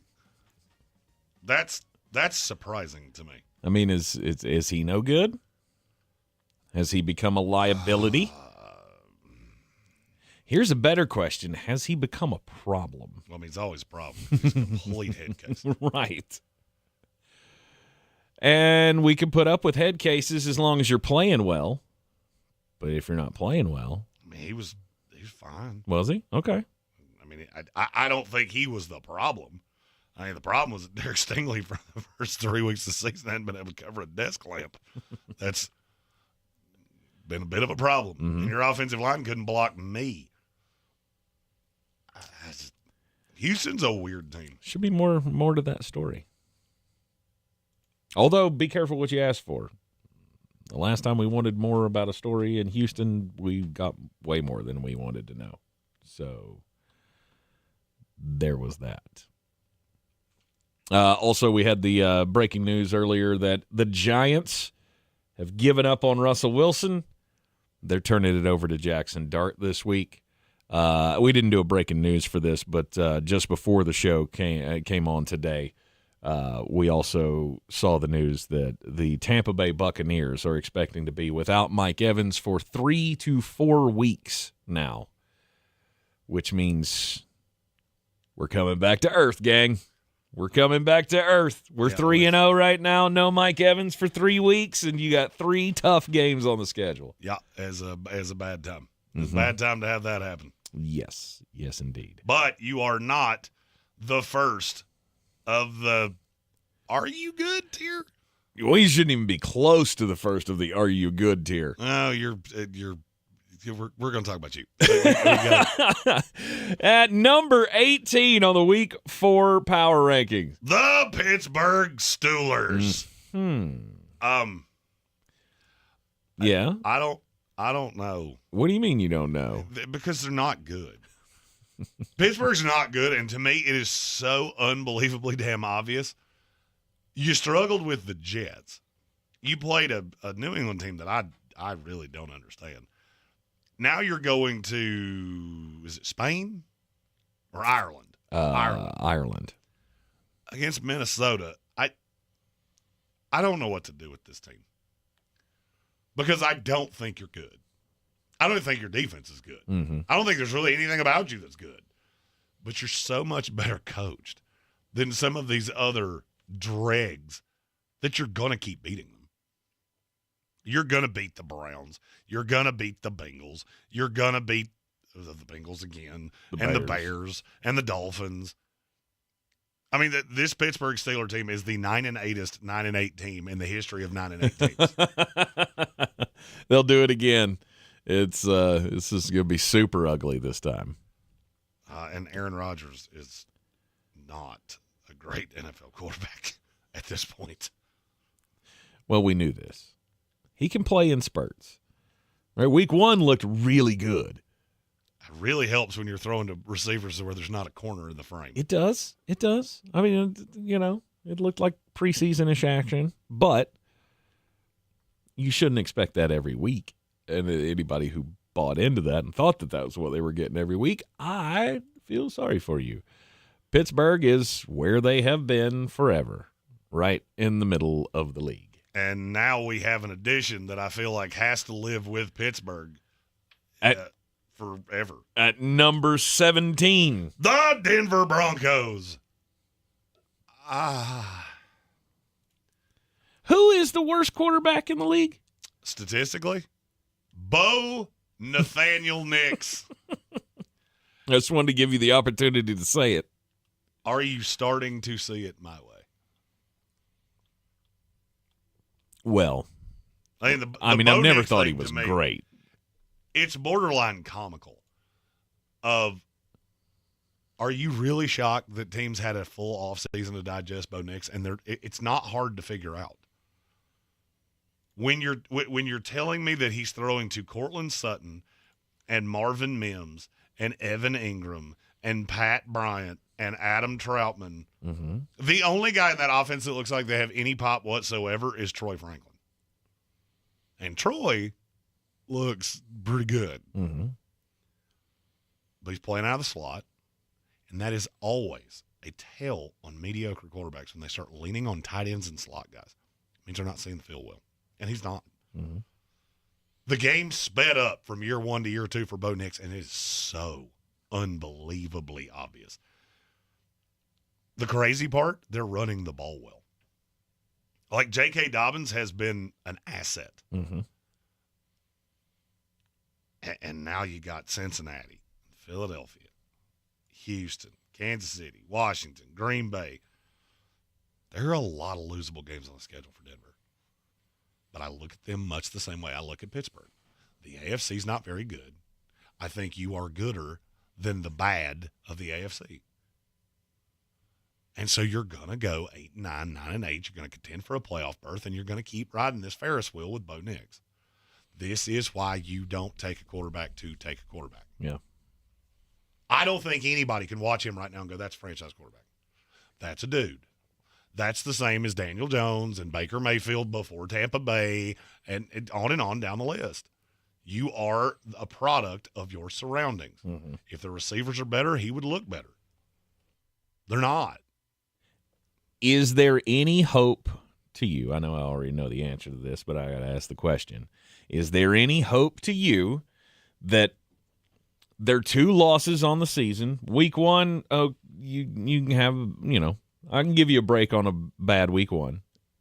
Is there any chance that they just lost to 2 of the best teams in the AFC? No. And it's going to lean out as they go further down the schedule here. You lost by 1 to the Colts, who are undefeated. You lost by a field goal to the Chargers, who are probably going to be at the top of this list, close to it. This is one of those times that people get really lost into, well, we kept it close. Mm-hmm. Most NFL games are not blowouts. True. Over 70% of games wind up within 10 points of each other. I don't care that you kept it close. You lost. You lost a game to the Colts. You had absolutely no reason to lose. You found a way to lose. Yeah, they did. And when you have a quarterback that's throwing for $176, 206, $153 a week, you don't have a whole lot of room for error. And you have a quarterback that is prone to error. Mm-hmm. That is a terrible combination. The defense has not been as good as people thought it would be. That might improve. You're going to learn a lot Monday night. Because if Jamar Chase and T. Higgins are a struggle for them, whether they win or lose, I don't really care. With Jake Browning, I'm looking at the rest of that schedule going, how in the world do you think you're going to deal with A.J. Brown and Devontae Smith? How in the world do you think you're going to deal with Kansas City or Washington or Green Bay or even Jacksonville? Mm-hmm. We're going to talk about Jacksonville in a minute. If they could learn to catch, that team would be evil. The offense has looked pretty good so far. At number 16. The Arizona Cardinals. You just live here now. This is who Arizona is. They are talented. They are still learning how to win. I think it can get better over the course of the year. I don't know what to think about losing James Conner. It's certainly not a benefit. No. It's never a benefit. I heard somebody making the argument that Trey Benson would be so much more dynamic that having him as the running back as opposed to James Conner was actually somehow going to be a benefit, which to me, I felt blood come out of my ears after I listened to it. I went, that's one of the craziest things I've ever heard in my life. Not without him. Not having him is a detriment. I also Arizona's one of those teams that you don't even actually have to watch the games. Obviously, it helps if you do. Mm-hmm. But you can just look at target share and go, how does that make any sense?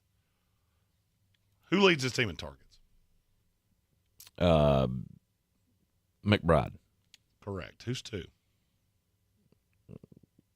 Should be MHJ, shouldn't it? It is. McBride has 24. MHJ has 17.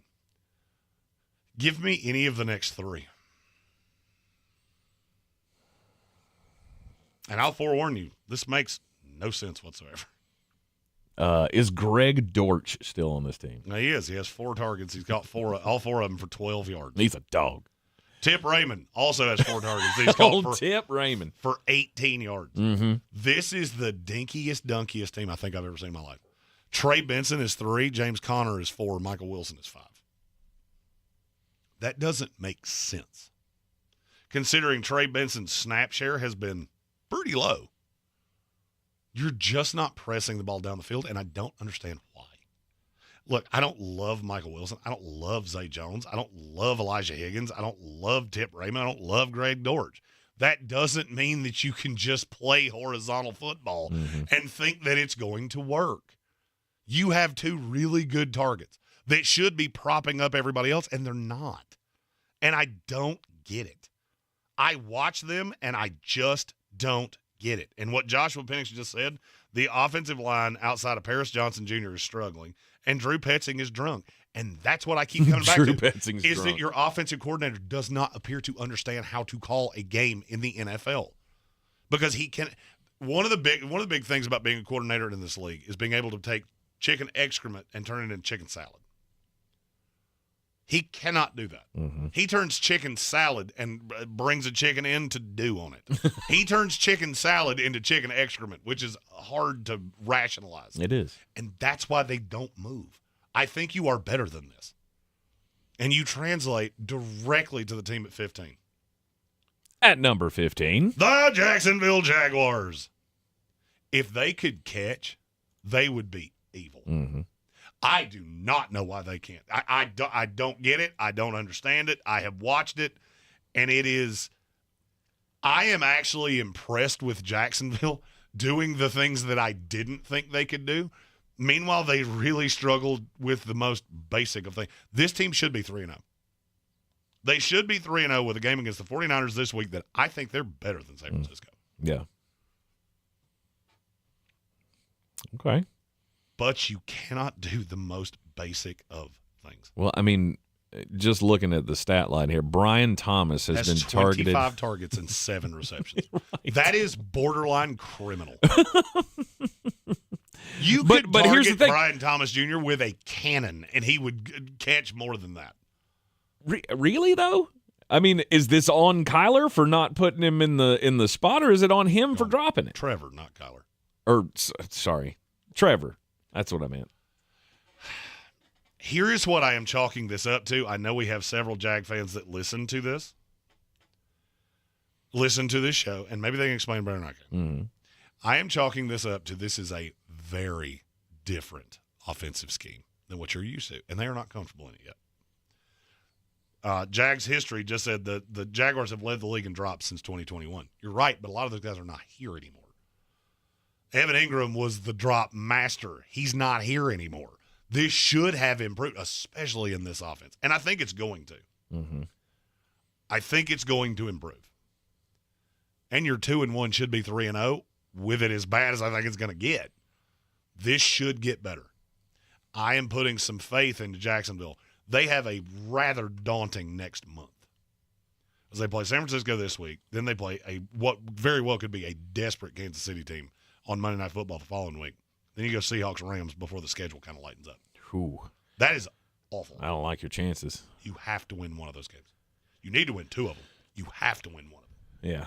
Well, if I was wagering on it, I'd say the best chance would probably be this week. 49ers, Seahawks. Especially if the 49ers are not getting Purdy back. I have not heard a definitive on that, but I would not be shocked if it's Mac Jones again. Mm-hmm. I like this week against the 49ers, and you're going to tell me I'm crazy. I don't love Jackson. I don't love Kansas City against this team. I do not love Kansas City against this team. I know you think I'm overvaluing this Kansas City thing. Yeah. I know you believe that. I do. Watch them. Yeah. They are painful to watch. And you see it written all over Andy Reid's face. You don't want to believe it. You don't want to believe that an Andy Reid coach team could be that has that quarterback. I'm struggling like I'm sure a lot of Kansas City fans are struggling right now. No doubt. It's painful to watch. We have a super chat on the way into the commercial break. Show me the money, money. Show me the money. I like the cash. Show me the money. I forget that stupid button, and you have this weird ability to play it like right as it slipped out of my brain. Yep. Dana R. said the drop back, the route break, and the progression timing don't match in Petsig's playbook. The Jags and the Cardinals not using their number one receiver is criminal. Jacksonville's trying. There are times that I watch Arizona, I forget Marvin Harrison Jr. is on the field. Mm-hmm. That's unbelievable. I think Trevor and Brian Thomas Jr. are not on the same page. That can improve. I do not understand why Drew Petzing looks at Marvin Harrison Jr. and just goes, if we get you the ball, great. We'll force feed it to Trey McBride. We'll get around to you. That math does not math to me. You are in the Sportsocracy on ESPN Asheville, 92.9 FM, 880 AM, and 1400 inside the top 15 when we come back. The biggest headliners in live music shared this stage. At our 2025 iHeartRadio Music Festival, presented by Capital One. Jelly Roll! Hi, this is Ed Sheeran. Hi there, this is Bryan Adams. Make some noise for Tate McRae. Hey, I'm Sammy Hagar. Mariah Carey. Hey, this is Doodles from The Offspring. We are Maroon 5, good evening. Hey, this is John Fogerty. It's your girl, Glorilla. The iHeartRadio Music Festival. Get ready to relive the once-in-a-lifetime moments, starting October 2nd, only on Hulu. The NFL is off to a wild start. To the right, he's got a lane. Herbert right sideline to the 40, to the 45, to the 50. He slides down. And the new season lives on iHeartRadio. Under pressure, sacked. Local stations bring you the action live. Justin Jefferson. Plus, fantasy advice and expert analysis with the official NFL Podcast Network. Everything you love about football is on the iHeartRadio app. It's knocked away and it's intercepted. Picked off. Just search NFL to dive in. Under pressure, sacked. Local stations bring you the action live. Justin Jefferson. Plus, fantasy advice and expert analysis with the official NFL podcast. Trail you blaze yourself. About Football is on the iHeartRadio app. It's knocked away, it's intercepted, picked off. Just search NFL to dive in. This is where it starts. A reason, but to claim, I don't know, I'd have to look into that. How out of touch are you if you can make $7 million and not recall whether or not it happened? Unless you're a builder. And step by step, you get stronger, faster, better. This is where it starts. How do you finish? Ingles, we're with you every step of the way. I'm Coley Duffy. I'm Cody Ward. And to help West North Carolina get back on our feet. We are fully insured and licensed. We keep our promises, meaning if we say we're going to be there, we'll be there.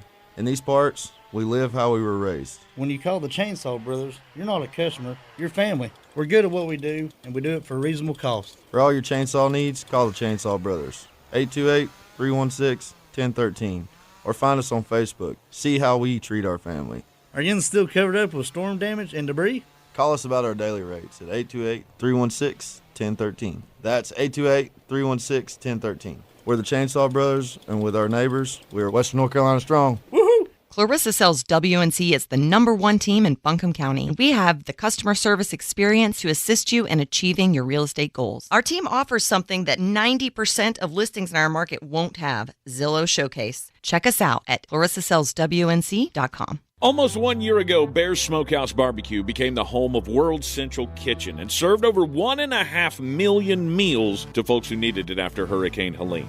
On Saturday, September 27th, from 7 to 11 a.m., Bear's Smokehouse Barbecue invites everyone to rise and brunch. A chance for us to reflect and reconnect over some hearty breakfast bowls and mimosa flights. Saluting our collective resilience and generosity, Bears knows the best is yet to come. Get your tickets today at bearsbbq.com. Do better, be better every day. That's the Parks Promise. Our mission, to improve lives with every interaction. This is JW, General Manager at Parks Ford Hendersonville. Experience the Parks Promise today at parksfordhendersonville.com. That's parksfordhendersonville.com.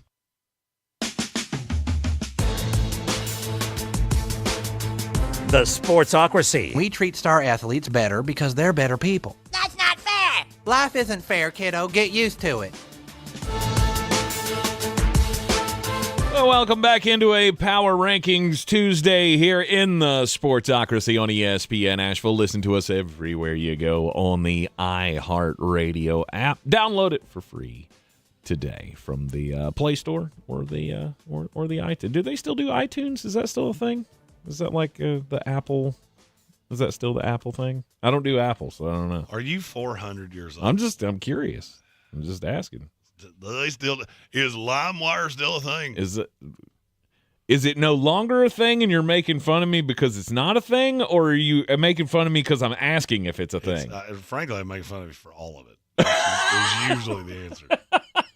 Do they still do BearShare? I liked BearShare. What the hell is that? You know what that was. That what is Bear? Was that like Pirate Bay? It's kind of like Kazaa and LimeWire and all those. You try to download a Creed song and you get a Russian recruiting film and somebody get their head cut off. But no, that's not what I did. It was supposed to be higher. That's not higher. That's weird. Stop doing that. Gambit fan said, ask on your MySpace tank. I promised you're 100%.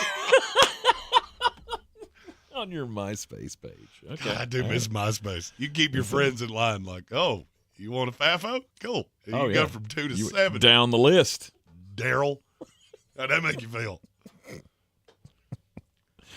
MySpace was superior. You and Betty Bowlegs want to hook up? Cool. You go from 2 and 4 to 7 and 8. Weight room. Those were the good old days of social media.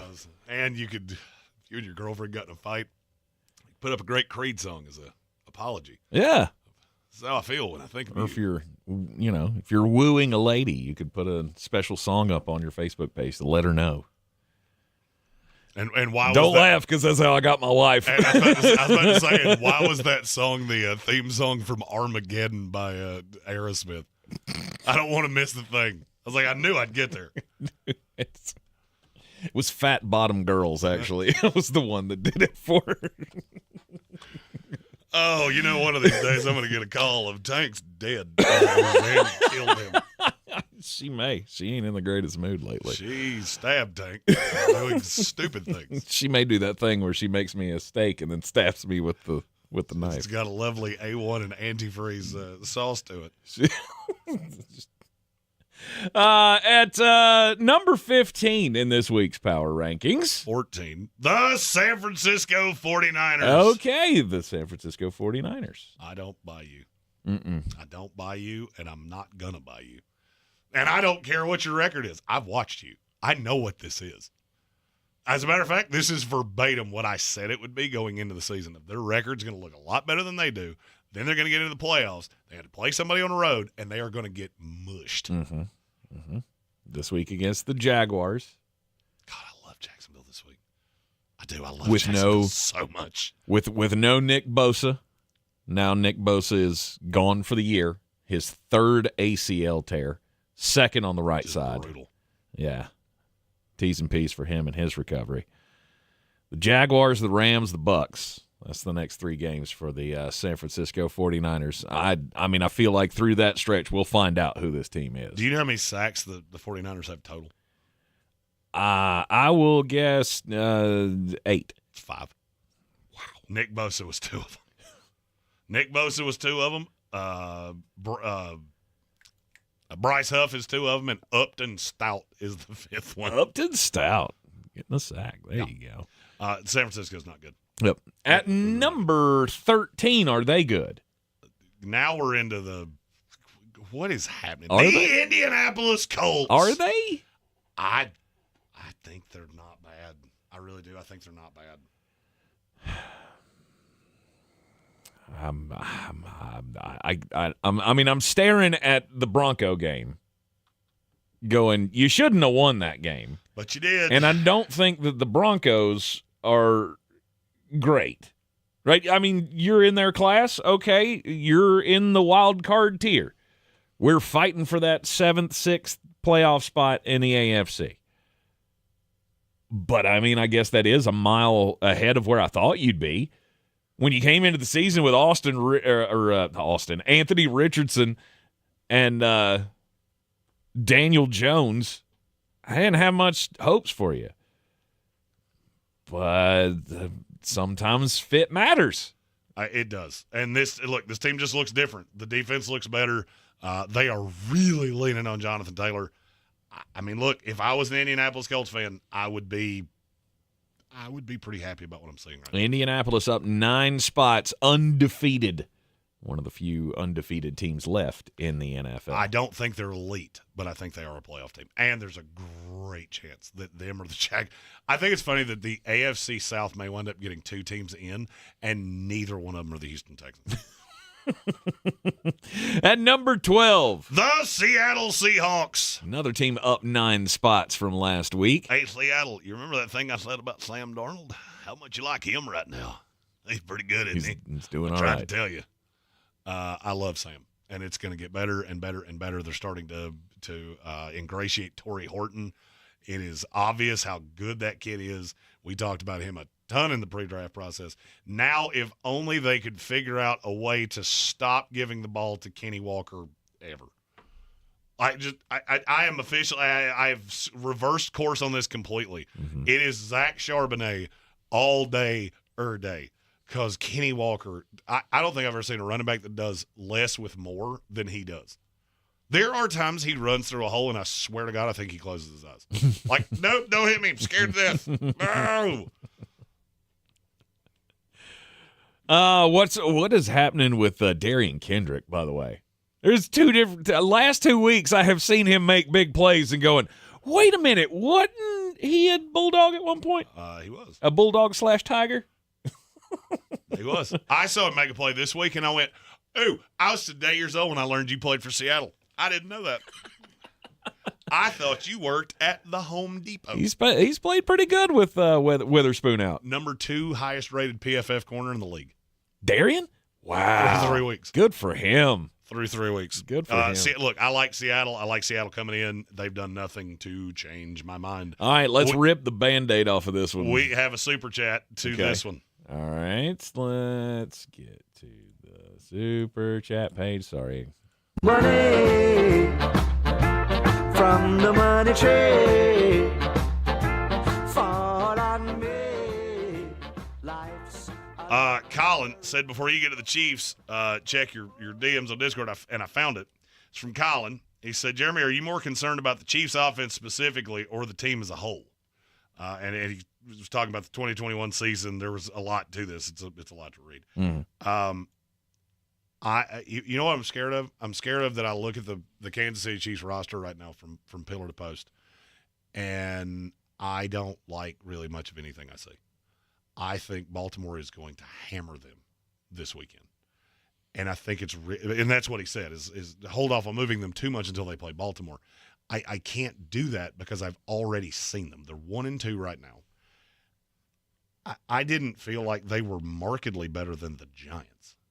Yeah, you beat them, but it was a Giants team that couldn't do squat. And I look at Kansas City, and this is, for anybody that ever wants to know how I do power rankings, explaining NFL teams, if it takes me more than a sentence to explain you, you're probably not very good. And I can't explain Kansas City simply because they don't have any pass rushers that I really believe in. They can't run a greasy peg up a cat's keister. I mean, Pat Mahomes is your leading rusher, and it's really not all that close. Pacheco and Hunt have both been irrelevant. And so now I'm just looking at it going, it all falls on Pat with Xavier Worthy and Hollywood Brown and Rashee Rice. And when they're all healthy, you know what? This team probably comes back and goes 10-7. I think you go into the playoffs and you're going to get bushed by one of these AFC teams. Because I don't think you're as good as Buffalo. I didn't think you were as good as Buffalo last year. But you got there. You got through them because you knew how to win, and they didn't. And you got the Super Bowl, and you played a real-life team, and they beat the bejesus out of you. At some point, that crux moves. And the fact you know how to win doesn't matter anymore because you don't have the ponies to keep up with these teams that are better than you. I think Baltimore's better than you. I think Buffalo's better than you. I think a handful of other teams in the AFC are better than you. And you just don't have the horses anymore. And I can see it. It's in Andy Reid's face. You can see him on the sideline. I don't know what to do.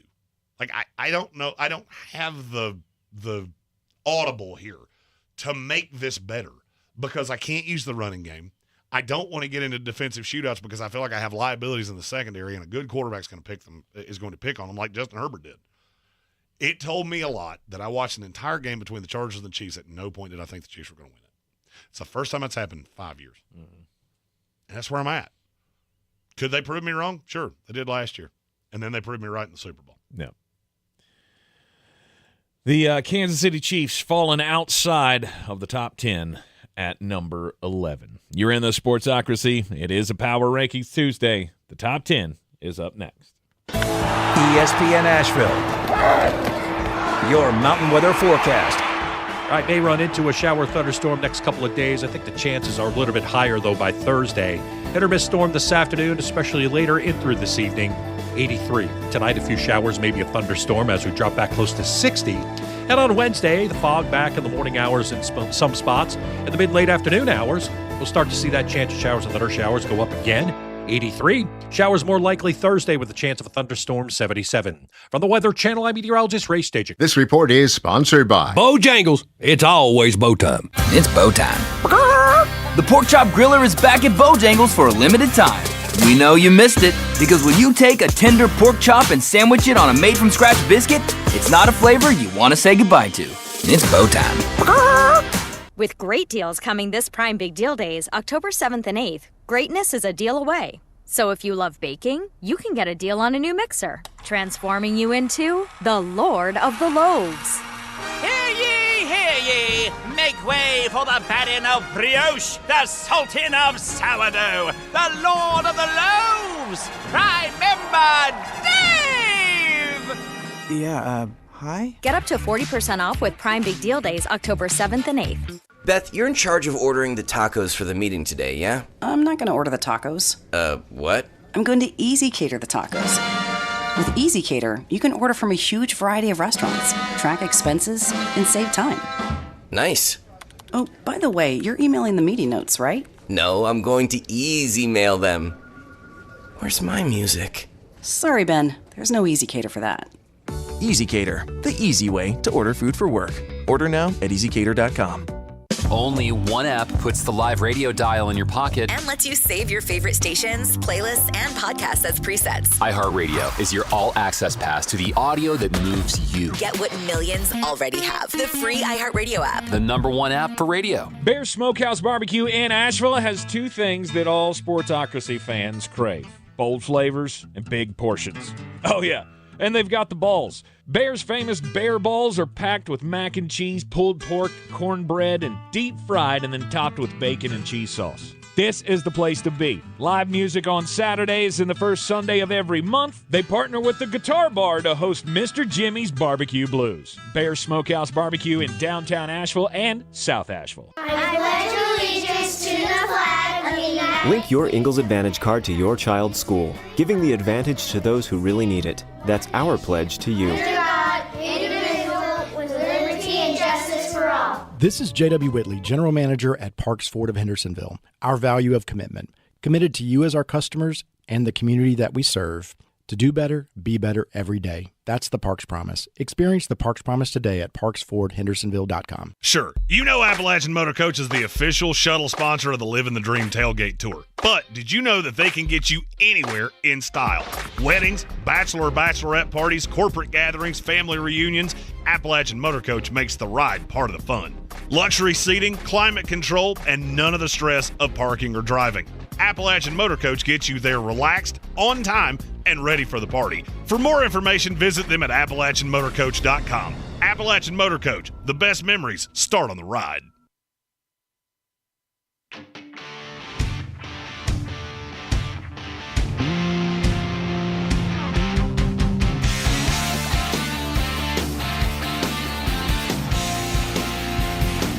The Sportsocracy.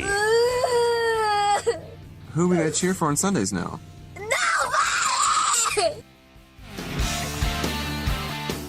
I believe that's a live look at your local Jets fan and Miami Dolphin fan and plenty of other teams that are really, really bad. The Power Rankings Tuesday. No more bad teams to talk about, though, because we have the top 10 coming up. At number 10, Jeremy. The Baltimore Ravens.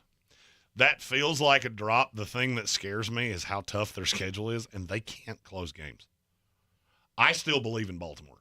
I do. I still believe in Baltimore. I think this is a really good team that will get this figured out. As of right now, they scare me against the 9 teams that are ahead of them because I think the 9 teams ahead of them could keep it close. And I saw Stephen Towle saying this to a Chiefs fan in the chat. Just keep it close to the last 5 minutes and Baltimore will blow it. That's what bothers me, is how disjointed those last 9-10 minutes looked last night, how bad the last 5 minutes looked against Buffalo. And this has been going on for 2 years. You know, now it's not a accident, it's a trend. Yeah. And that scares me. I think it's a little longer than 2 years. You're probably right. It's been an issue at times. I have been one of those that has been on John Harbaugh's side every time he goes for it, gets aggressive, whatever. Why do you have to get that aggressive, though? He's a good coach. He is an absolutely good coach. But why are things falling apart late? And please, dear God, get Justin Madubuike back. Or what's his name? Madubuike? Nnamdi Madubuike. Nnamdi. You need him back. Yeah, most certainly. That would help. Because 224 yards rushing last night. Well, I mean, and Jahmyr Gibbs was hemmed up numerous times that I just kept looking at it going, Madubuike would have had that. Yeah. He would have moved that. He would have moved that line just enough that he ain't squeezing out of that. Mm-hmm. It wouldn't have been as bad, but you still got some other things to work on. Number 9. The Minnesota Vikings. And yes, I like Minnesota better with Carson Wentz than I do with J.J. McCarthy, and I'm not sure it's all that close.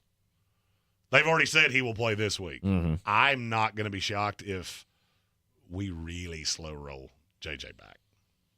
J.J.'s got to nurse it for a while. They obliterated the Bengals. Mm-hmm.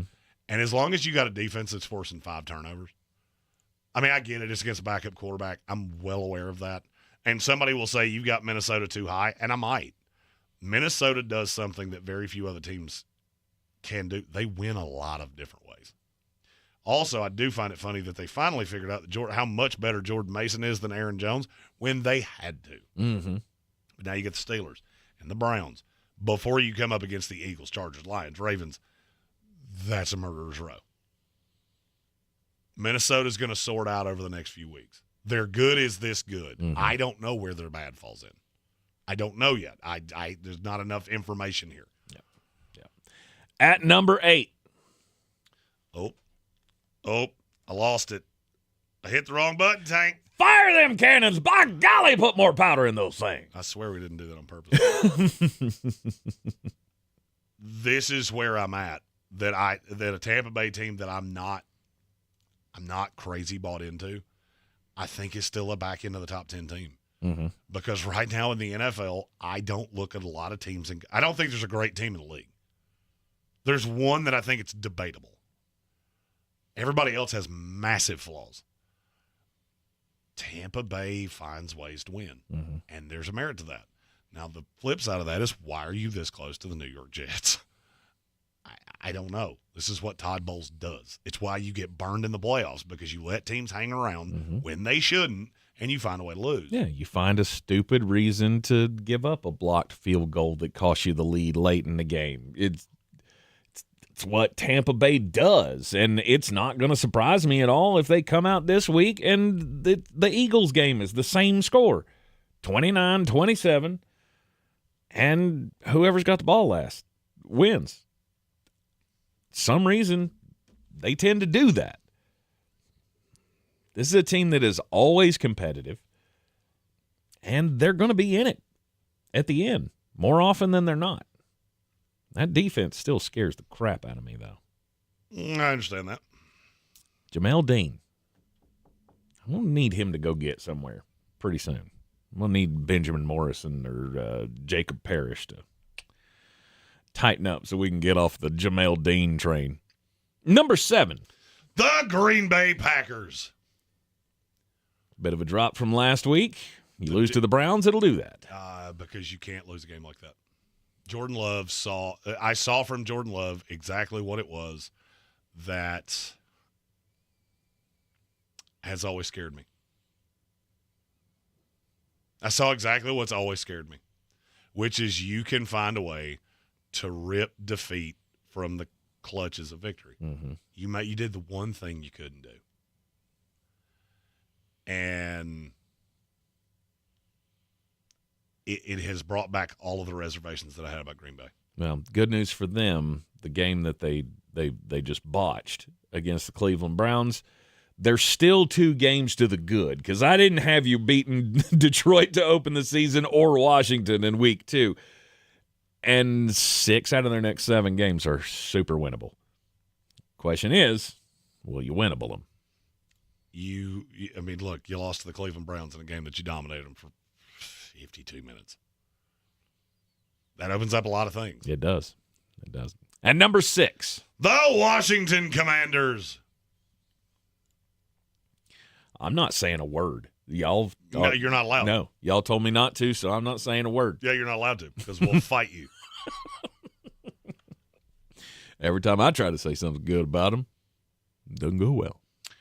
Yes, we have put you on Washington Commander conversation probation. You're not allowed to talk about that particular NFL franchise anymore. It was impressive what they did to the Raiders, especially with backup quarterback. That's what good teams do. You have a backup that can come in and stem the tide, and that's what he did. I want to see them use more of Bill Karofsky merit, but I think it'll come in time. Mm-hmm. Washington is just one of those teams that you have all of the pieces. It's just how do they fit together? And I'm not going to lie, I don't know the answer to that yet. Because there are some holes on this team. There are some scary parts of this. But I still think you're one of the best teams in the league. Mm-hmm. Well, they go to Atlanta this week. And that has the makings of one of those games that 95% of people are going to be on Washington. Mm-hmm. And Atlanta either keeps it way closer than they should, yep, or they win it. Yep. It's falconing welcome to it, 2025. Not much has changed. The number 5 team in the NFL. This is where, for me, now we get into solidified contender. Number 5 is the Los Angeles Rams. I don't know how to say this any more clearly than what I'm going to say. I don't care that you lost to the Eagles. I don't care. I'm going to the first 3 quarters that you dominated them. You needed 2 blocked field goals, an epic array of mistakes, and a partridge in a pear tree to lose to the reigning Super Bowl champions in their building. The good of the Rams is so good, but there are times that I see issues with the depth that I think could hold them back in time. Special teams. Special teams is always a place that you see the depth of a roster. And when that's an issue, which it was against Philadelphia, it gives me pause for concern. Because as the churn of the season happens, I don't know what happens when you lose one of these starters. Because I see them on special teams and I'm not overly impressed.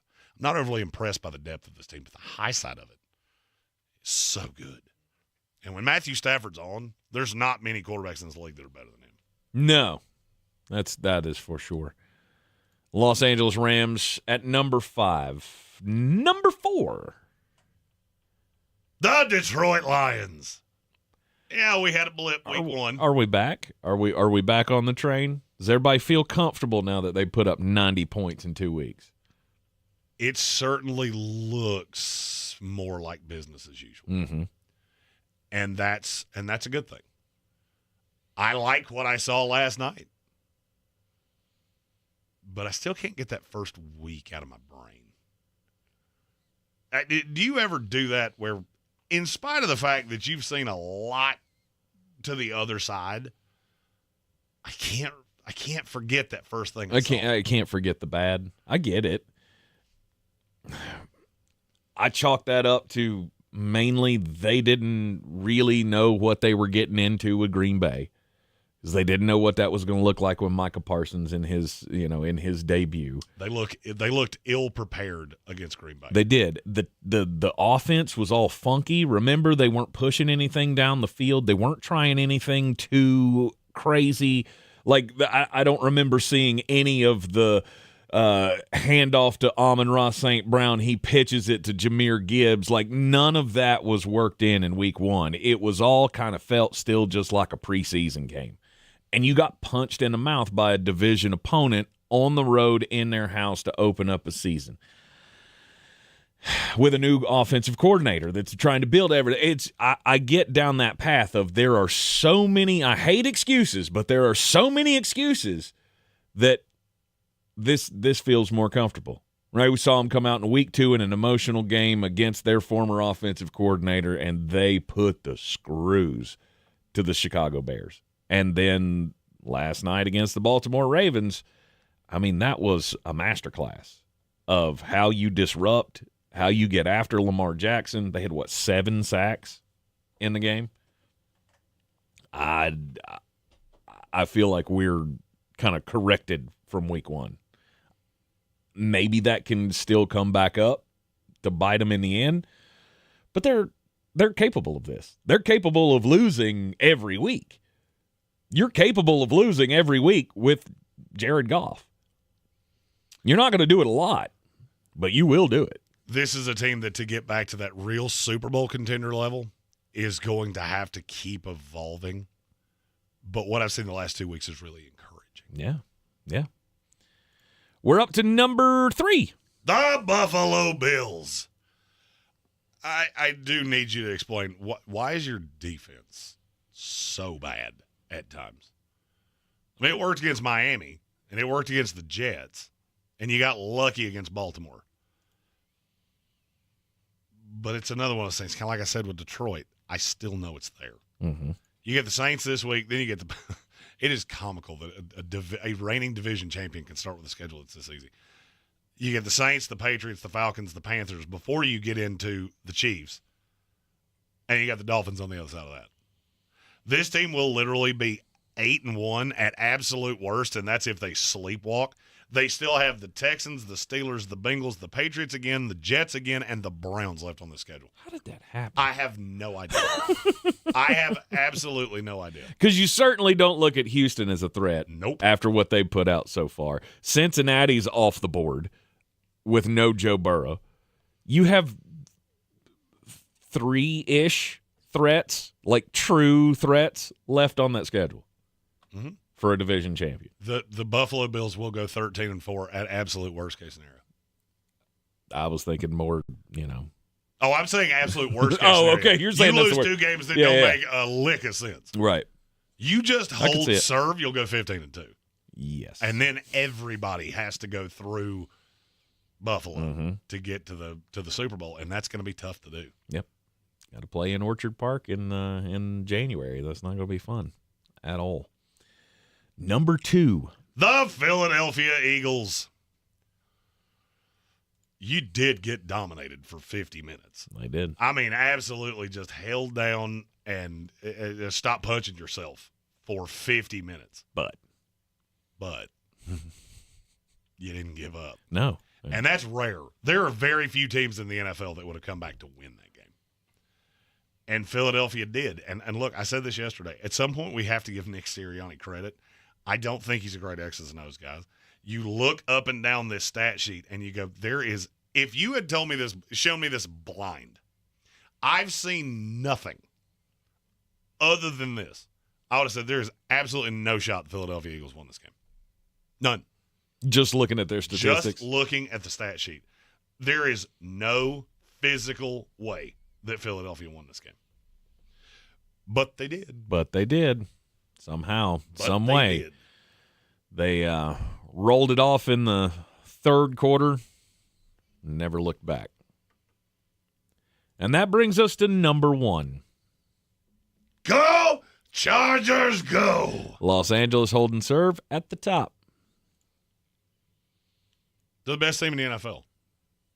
And I don't even think I don't even think it's spicy anymore. It was spicy to start the year because I was really high on the Chargers coming into the season. I don't even think it's spicy anymore. Like, I say it and go, all right, so tell me I'm wrong. Defend anybody against the Chargers right now. I mean, ESPN has them at 7, which I think is insanity. Do they really? It's insanity. I mean, I guess I can get down the path of not being impressed by the fact that they've run through the AFC West. You beat 3 division rivals, one of them on the road, and at no point did anybody even conscionably think you were going to lose any of these 3 games. And now you go in the next 2 months, you play the Giants, the Dolphins, the Vikings, the Titans, the Steelers, and the Jaguars. The other 2 games are the Commanders and the Colts. You do understand there's a possibility they don't lose any of these games, and they're sitting at 12-0 going Philly coming to L.A. That's in the range of possibilities. I don't necessarily think it's going to happen. I think they'll get got in one of those. The funny thing is the 2 teams that I just said that you'd be reasonably scared of, both those games are in L.A. Los Angeles Chargers at number 1 on the Week 4 power ranking here in the Sportsocracy. They're the team that I have the absolute most faith in. Yeah. And I'm going to take that information. I'm going to take it to my favorite place to make wagers because futures are still a thing on the DraftKings Sportsbook. Every touchdown can bring you closer to a payout with DraftKings Sportsbook, an official sports betting partner of the NFL. New customers bet just $5. Get $200 in bonus bets instantly. Plus, score over $200 off NFL Sunday Ticket from YouTube and YouTube TV. Download the DraftKings Sportsbook app and use our code WPEK. That's code WPEK to get $200 in bonus bets instantly when you place your first $5 bet. Plus, over $200 off NFL Sunday Ticket from YouTube and YouTube TV in partnership with DraftKings. The crown is yours. Gambling problem? Call 877-718-5543 or visit morethanagame.nc.gov. 21 plus, North Carolina only. Eligibility restrictions apply. Bonus bets expire 7 days after issuance. See sportsbook.draftkings.com/promos. NFL Sunday ticket offer for new subscribers only and auto renews until canceled. Digital games and commercial use excluded. Restrictions apply. Additional NFL Sunday ticket terms at youtube.com/go/NFL Sunday ticket/terms. Limited time offer. Tomorrow will be an off day for the Sportsocracy. We have Atlanta Braves baseball for the last time this season. Tomorrow at noon on ESPN Asheville, and then from there on, no more interruptions. We will join you. 7 months of commercial-free football. We will, of course, be joining you on Thursday for a wonderful kickoff of the NFL week. Bears Smokehouse Barbecue, that's our place to watch football every Thursday night of the season. You come out and join us for the games, and don't forget, try my creation, the total package, once you get there. All the food is great. You're going to love it. Bears Smokehouse Barbecue, it is the best place to watch a game in the city of Asheville. We will see you then Thursday here on 92.9, 880, and 1400. ESPN Asheville, your mountain weather forecast. All right, may run into a shower thunderstorm next couple of days. I think the chances are a little bit higher, though, by Thursday. Hit or miss storm this afternoon, especially later in through this evening. 83. Tonight, a few showers, maybe a thunderstorm as we drop back close to 60. And on Wednesday, the fog back in the morning hours in some spots. In the mid-late afternoon hours, we'll start to see that chance of showers and thunder showers go up again. 83. Showers more likely Thursday with a chance of a thunderstorm, 77. From the Weather Channel, I'm meteorologist Ray Stajic. This report is sponsored by the Blood Connection. Save lives, earn rewards. Hey, Western Carolina, save lives and earn rewards with the Blood Connection. Every donation can save up to 3 local lives. It's quick, easy, and you'll feel great knowing you're making an impact, not to mention rewarding. Visit thebloodconnection.org to find a nearby donation center. Donate today. Be a hero. This is the story of the one. As a maintenance supervisor at a manufacturing facility, he knows keeping the line up and running is a top priority. That's why he chooses Grainger. Because when a drive belt gets damaged, Grainger makes it easy to find the exact specs for the replacement product he needs. And next day delivery helps ensure he'll have everything in place and running like clockwork. Call 1-800-GRAINGER, click Grainger.com, or just stop by. Grainger, for the ones who get it done. This isn't just a game, it's a once-in-a-generation event. The Harlem Globetrotters 100-year tour. Celebrate 100 years of high-flying dunks, 100 years of show-stopping moves, and 100 years of changing the game. Bring the whole family and be part of a legacy that never stops. The Harlem Globetrotters 100-year tour. Get your tickets today at harlemglobetrotters.com. Having insurance isn't the same as having State Farm. It's like needing a best man speech, but getting one from some random +1. I can't believe I'm standing here today. Seriously, why am I standing here? Don't settle for just any insurance. Like a good neighbor, State Farm is there. Selling your home? Don't settle for average. Our real estate team at Clarissa Sells WNC and eXp Realty offers Zillow Showcase, an exclusive AI-powered listing experience available to just the top 10% of all listings in our area. With immersive media, cutting-edge design, and elevated marketing, Showcase listings, they go pending quicker and sell for up to $9,000 more than standard listings. Ready to stand out in a crowded market? Give our team a call today, 828-774-6343, because your home deserves the spotlight. Sometimes it's the little victories that mean the most. Those everyday celebrations that bring a smile to our faces and joy to our hearts. At Ingles, we know there's no one you'd rather share those miniature, memorable moments with than family. Ingles, all the ingredients for family. Mountain Graphics and Showtime Sports have teamed up under a new local owner to serve our community with the finest custom apparel and unique branded items at the best price. Mountain Graphics and Showtime Sports can customize whatever you, your team, or your local group may need with high-quality screen printing, embroidery, and laser engraving. Visit mtngraphicsavl.com or showtimesportsavl.com. That's mtngraphicsavl.com or showtimesportsavl.com for your local one-stop custom apparel shops. The Sportsocracy. Gets the rebound, passes it to the man, shoots it, and boom goes the dynamite. This season, the Ingles Living the Dream Tour rides again, and this time we ride together. Thanks to fine partners like Clarissa Sells, WNC.com, the Sportsocracy has teamed up with Appalachian Motor Coach to ride with you in style to some of the best games around. Click on Living the Dream 2, TOO.com, to see the schedule and pick your destination. You buy the ticket, we'll get you to the game. No worries about parking, and we have the food and drinks covered as well, with a special thanks to Bear Smokehouse Barbecue and Cultivated Cocktails. Live the dream with us. Living the Dream 2, TOO.com. I'm Coley Duffy. I'm Cody Ward. And we're the Chainsaw Brothers.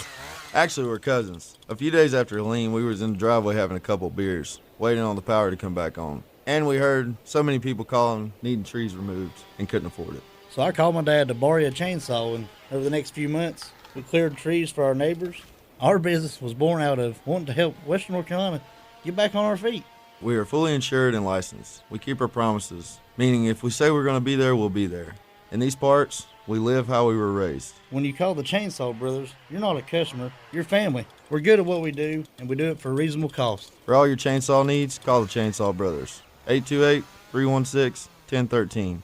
Or find us on Facebook. See how we treat our family. Are you still covered up with storm damage and debris? Call us about our daily rates at 828-316-1013. That's 828-316-1013. We're the Chainsaw Brothers, and with our neighbors, we are Western North Carolina strong. Woohoo! When everything else went dark, we're going to be okay. There was WWNC. We are. God bless you. We are going to be okay. Connecting Western North Carolina to the world through Helene and through today. This is News Radio 570 WWNC. Portions of the following program were pre-recorded. From the Ingles studio, WPEK Fairview, WMXF Waynesville, W225 CJ Candler, the #1 preset in your car, and the new and improved iHeartRadio app. Free never sounded